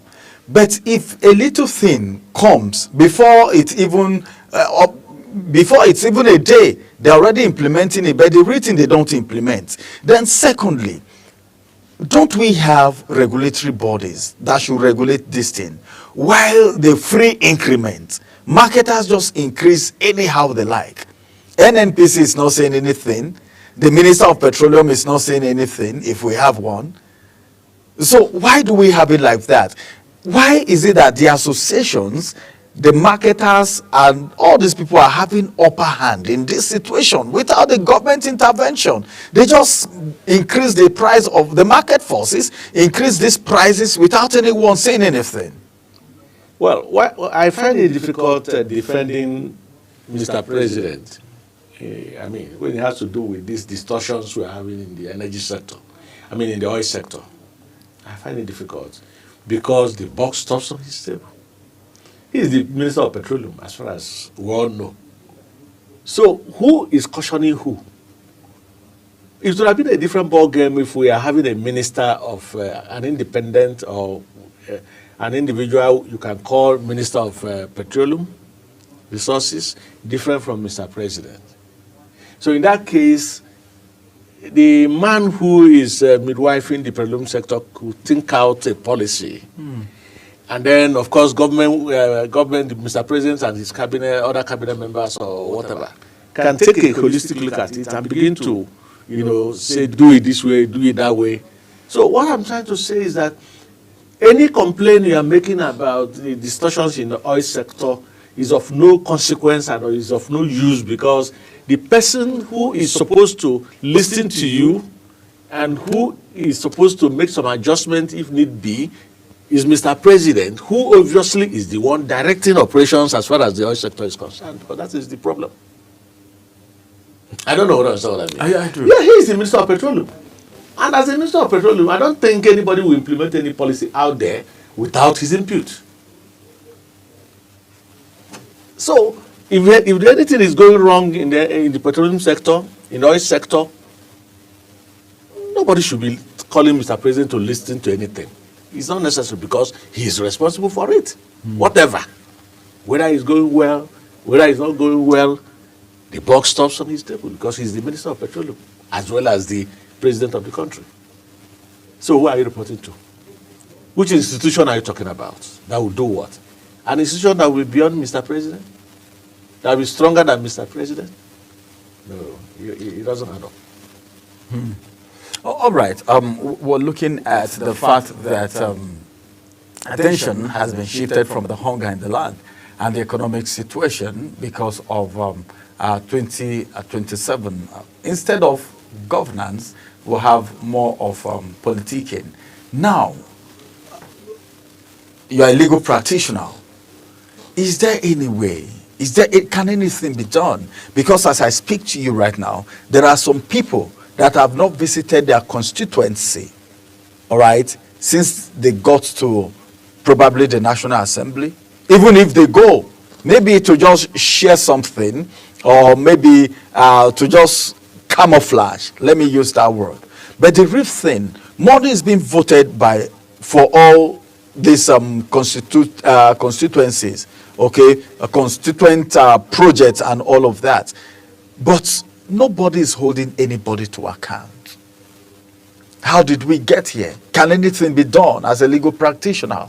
Can anything be done? Or we still wait until they come again and give people one bag, or they don't even give a bag. They give half bag. Remember even the rice that was released there, and they said civil servant, all of that, and I didn't see it. A lot of people said they didn't see it. So these people are the hem of affairs, all right, that are not doing the needful at their various constituencies. Do the people have right for anything? Remember, they said recall. And someone told me, he said, the process of recalling is very long. That for you to even achieve a recall is something very difficult. But as a legal practitioner, what do you think can be done? The hunger is real. And there are people who have been given money to cushion the effect of this hunger. But these monies, it's been believed by Nigerians that the money is being diverted. So is there any way out? I think we can take it from, let's take it from the security first. Okay. You didn't mention about security and the inability of individuals to visit their constituencies and homes and all of that. Like I said, the problem is that we politic with everything. The difference between Nigeria and some other developing countries when it has to do with democracy, and that of developed countries like US and the rest of them when it has to do with democracy, is that when national security interest of their country is at stake, politics takes the backstage. If America is threatened anywhere in the world, who is talking of democratic, I mean, Republicans and the Democrats, who is talking about them? You see them unite in national interest to begin to solve the problem, to begin to remove the threat to the future of America. We don't have such here. The first consideration is always my pocket first, my family first, second, and the rest of them. Is there anything like scandal in the country? No. There's nothing scandalous here. Can do anything you like. Impunity everywhere. People choose the laws they want to obey. Sometimes we see clips of soldiers, complaining that they are not allowed to move in, to decimate these bandits and terrorists and all that. I don't know how true that is, but at least the president gave an instruction that the security operatives should eliminate terrorists and their foreign counterparts. That is what we are saying. We always are. You see, The other, you see, that's why sometimes I find it difficult blaming Mr. President, because he's holed up there within the confines of Aso Rock, and even when he needed to be out, the protective shields all over him will not even allow him to get the true picture of what is happening. Yes, he could have good intention, he could issue the right directives and all of that, but he's not the one going to implement it. Some other person implements that. And people, from what some of the soldiers, what we watch, I'm not saying it for sound, you understand now. From what we watch on social medias and the rest of them, it looks like there is no concrete framework within which to take on these bandits, or terrorists as it were, and then remove them from our space. It doesn't look likely. That's as far as the security is concerned. It appears some people are actually harvesting so much from the distortions in the security sector, and it looks like it's possible that some people who are the musketeers there within the framework of these checks and balances within the security sector, it's possible that some people do not want or may not want the whole thing to end, so that it remains a cash cow. I'm not saying with finality, but that is the impression we are getting from the social media, what we read, what we hear from people in the field, soldiers and all that. I don't know whether that's AI generated. I don't know whatever, but that's to the extent. In every rumor they say there's an atom. Probably yes. Then the other one about going to empower people in the villages and all that, and whether anybody can check whoever and all that. The issue is this. The experience has over the years shown that our politicians appear to cherish poverty within the rural setting, within their people and all that. You see, when they weaponize poverty, it gives them room for proper manipulation during elections. You can imagine a situation where a young man cannot feed his family for a day or two or something, and then maybe he goes out today, after moving around to look for work to do, he can't get, he returns to the house without anything. And all of a sudden, they say tomorrow is the election, and somebody is coming to tell him to take this 10,000 naira for your family, or take this 10,000 naira, or take this 20,000 naira. What do you think will happen? They will accept it. You understand what I mean? So what I'm saying is that, if to me, I believe that what could be going on in the brain of some of the politicians could be that if these people become so comfortable, what are we going to tell them during the elections? Are you getting me? Because the moment they become comfortable, if people are working, people feed well, things are okay for them, and it will be difficult for you to sink in anything into them that is not right. That's what I think. Two, I also know that, which they don't know, most of the politicians don't know, that when you are doing the right thing and people are beginning to see what you're doing, it is possible that you really don't need to campaign so much before people vote for you. I say it here all the time. Are you getting me? I can tell you something. There are states. I wouldn't want to start talking about a particular state, otherwise it will look like I'm campaigning for them. But I know a state in the southeast where virtually, rightly or wrongly, I don't know how it is playing out, but from what we are seeing, almost many politicians are collapsing their structure, collapsing their political whatever, into the government structure already, because they feel, that's what they say, they feel that the governor of the state is doing so well, and because of that, those of them who disagreed with him, and even when he was nominated for the election, those of them who disagreed with him and ran to other political parties, many of them are back to that same political party. Like I said, I don't want to be specific because I wouldn't want to be seen as canvassing anybody because one, I'm not in any political party, and I am. All that interests me is let us have good governance. So what I'm trying to say is that when there is good governance, the people are easily swayed to vote in elections. But to an average politician, he thinks that the best thing is to weaponize poverty so that you can use your money to sway them. Unfortunately, the last one could have dire consequences. You know, a hungry man is an angry man. It's even possible that before that election they are talking about, where they intend to spend all the money they have amassed somewhere, and that day may not come. Because, assuming the hungry ones decide to take to the street, and if it becomes a general thing, so where would the election take place? Are you getting my point now? So what I'm trying to say is, I encourage Nigerian politicians, let us begin to think of our people.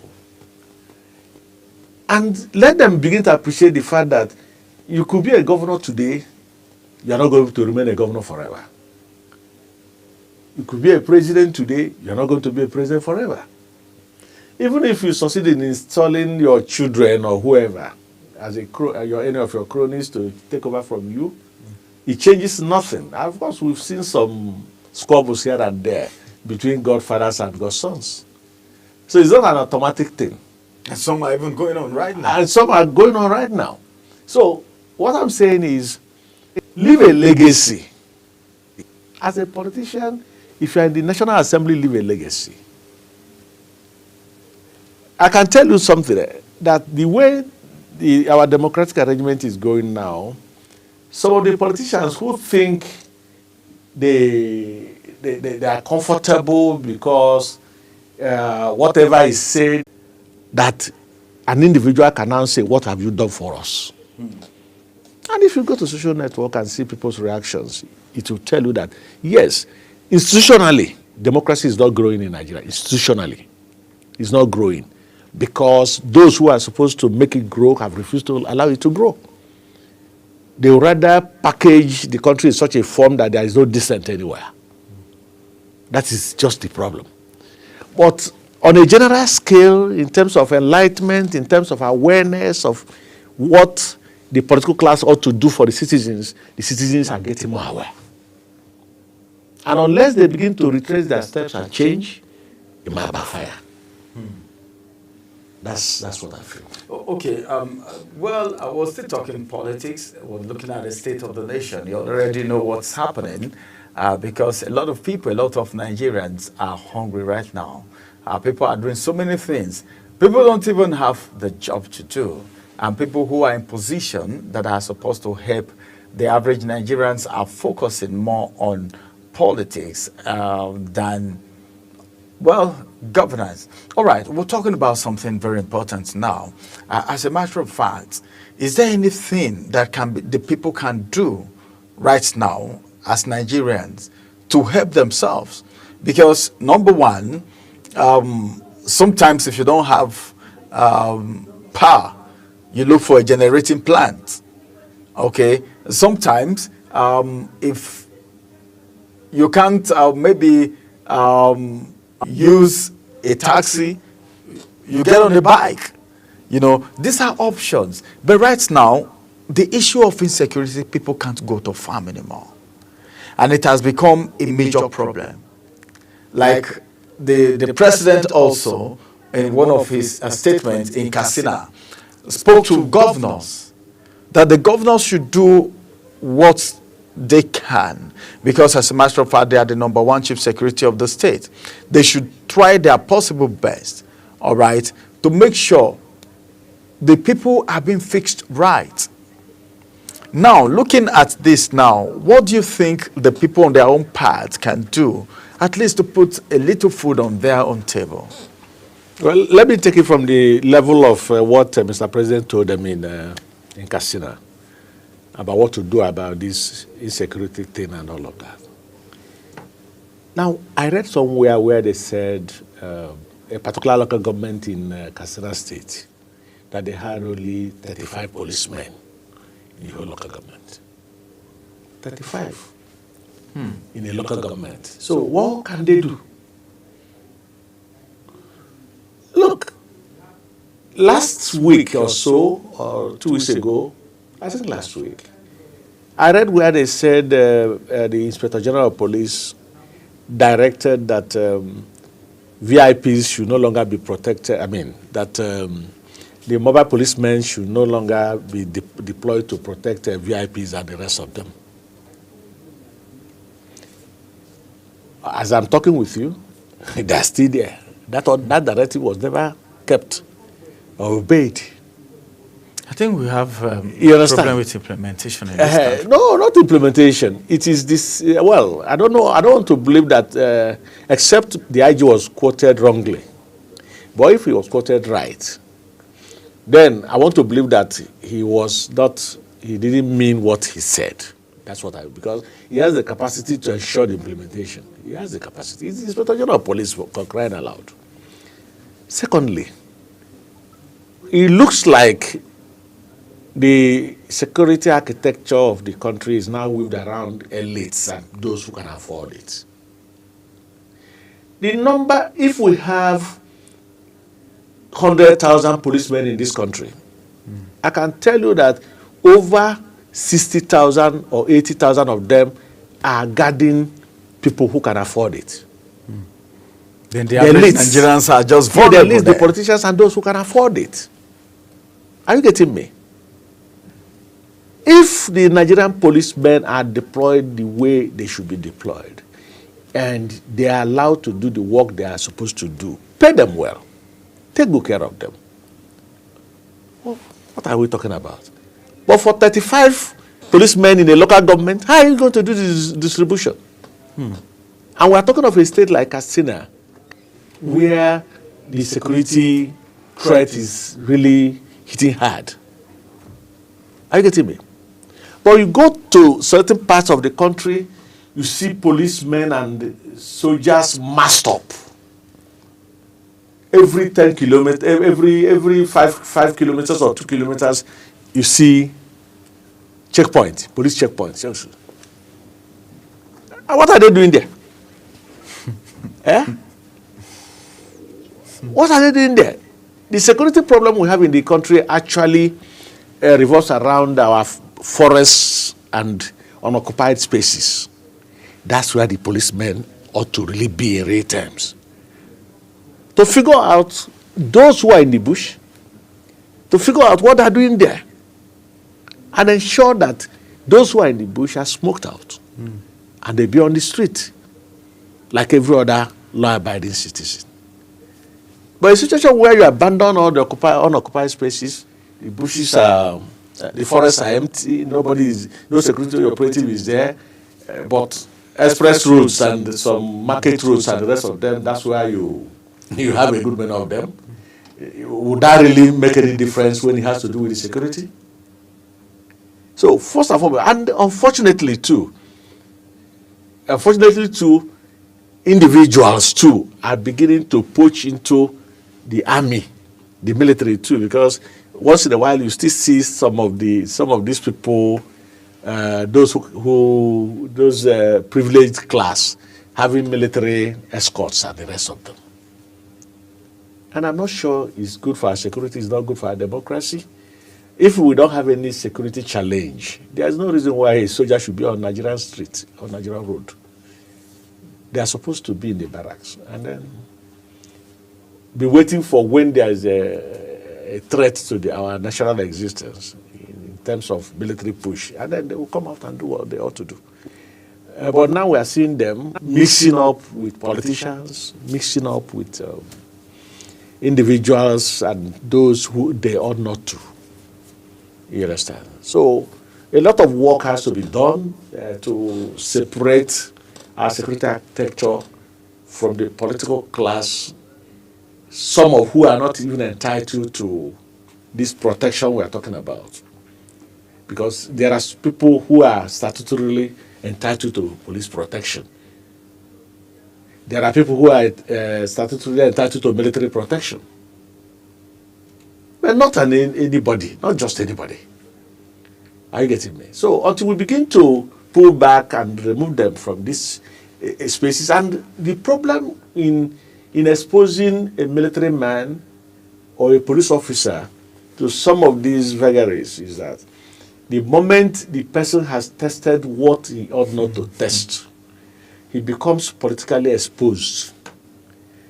His mindset begins to reset from being a security operative he is to being a political security operative. And at that point, he may be exposed to compromising anything. That's the way I feel.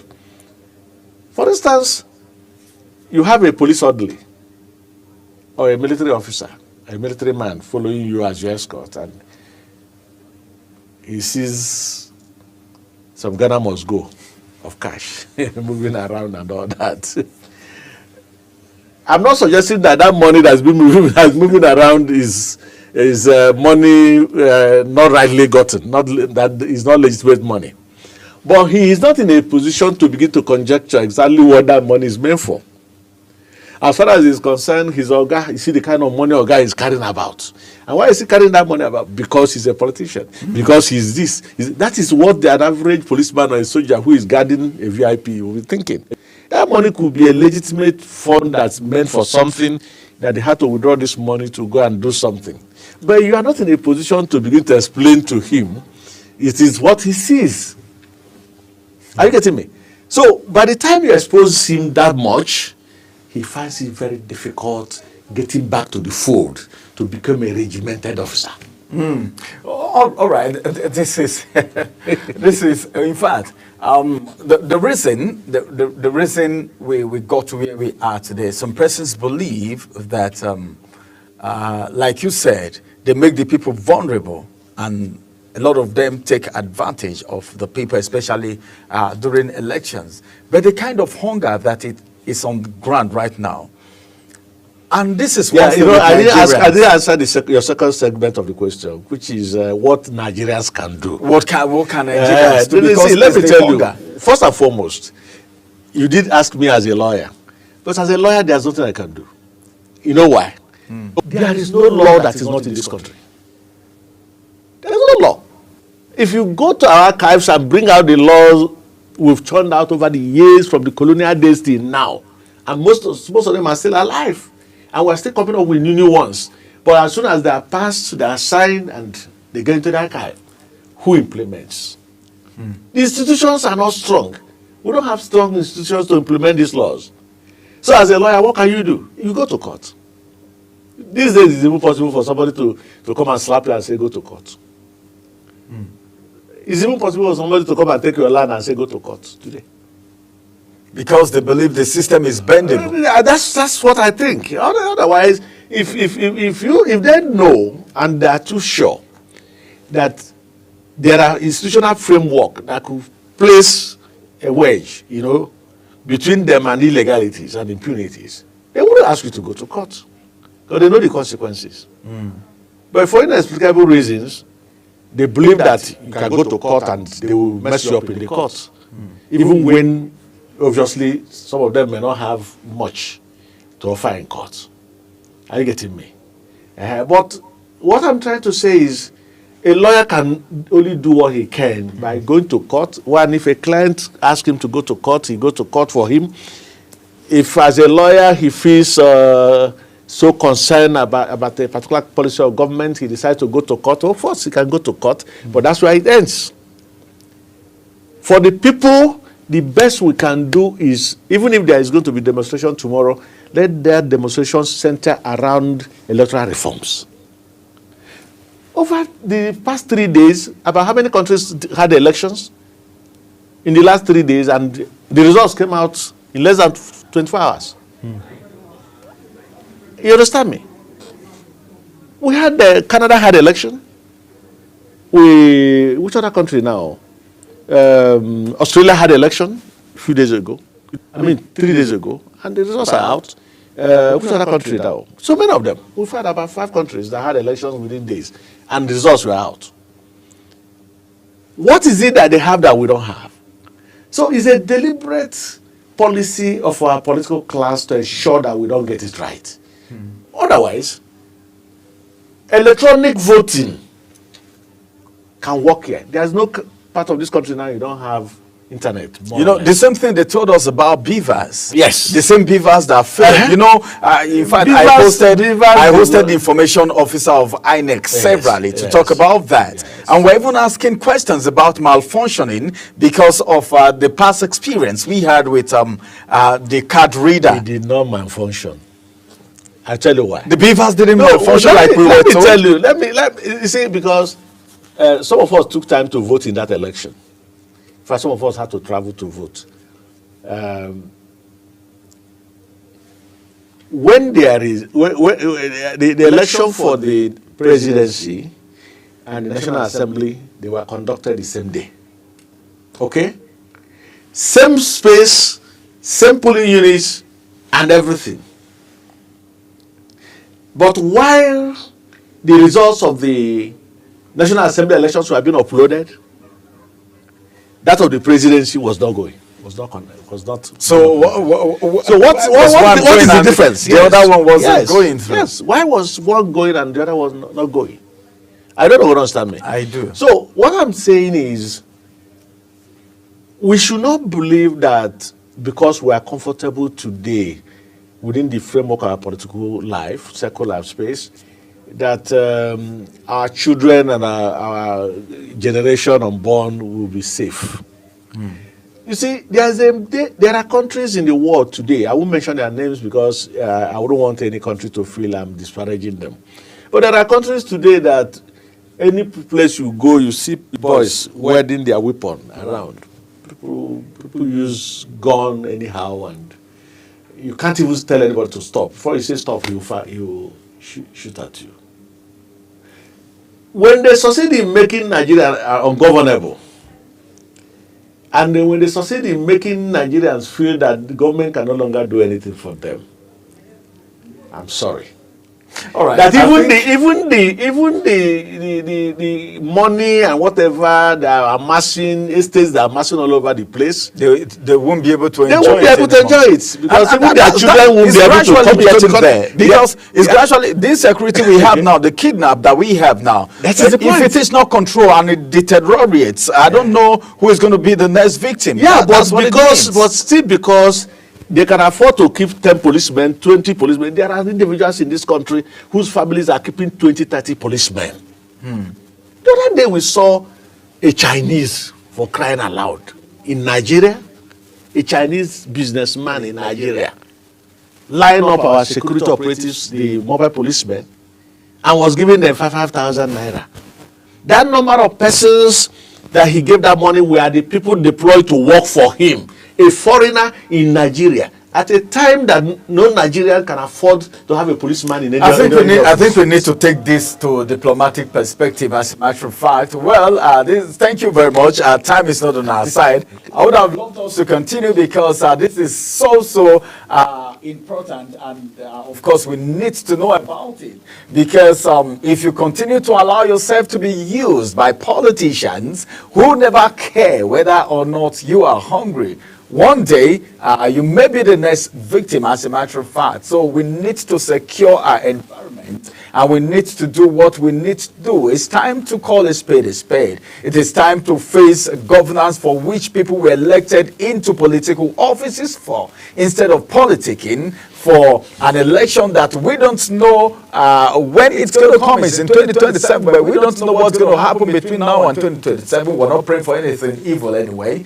Many thanks for joining us today, Doctor. And of course, everyone out there, thank you very much for being part of Global Morning.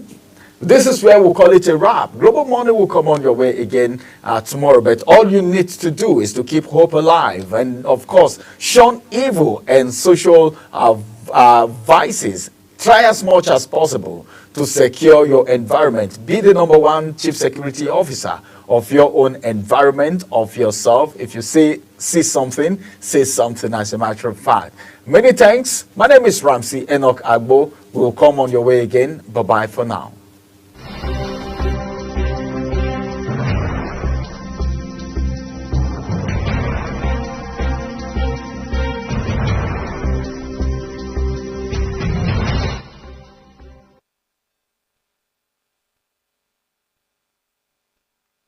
Welcome to Global Morning. The death toll from flooding. Most time our politicians just bring in policies too, for sure. Incidentally, we have several more stories. The legislature was carefully crafted to 22.2% inflation rates as of April this year. What does that say about where we are as a country? I think Nigeria has resorted to being resilient. Before you call the police station, before they even leave, they'll take permission from I don't think there's really anything on ground to improve. The struggle with ASU strike. The Minister of Education volunteered and said, give me 2 weeks. It was a lie. The president never gave me any deadline.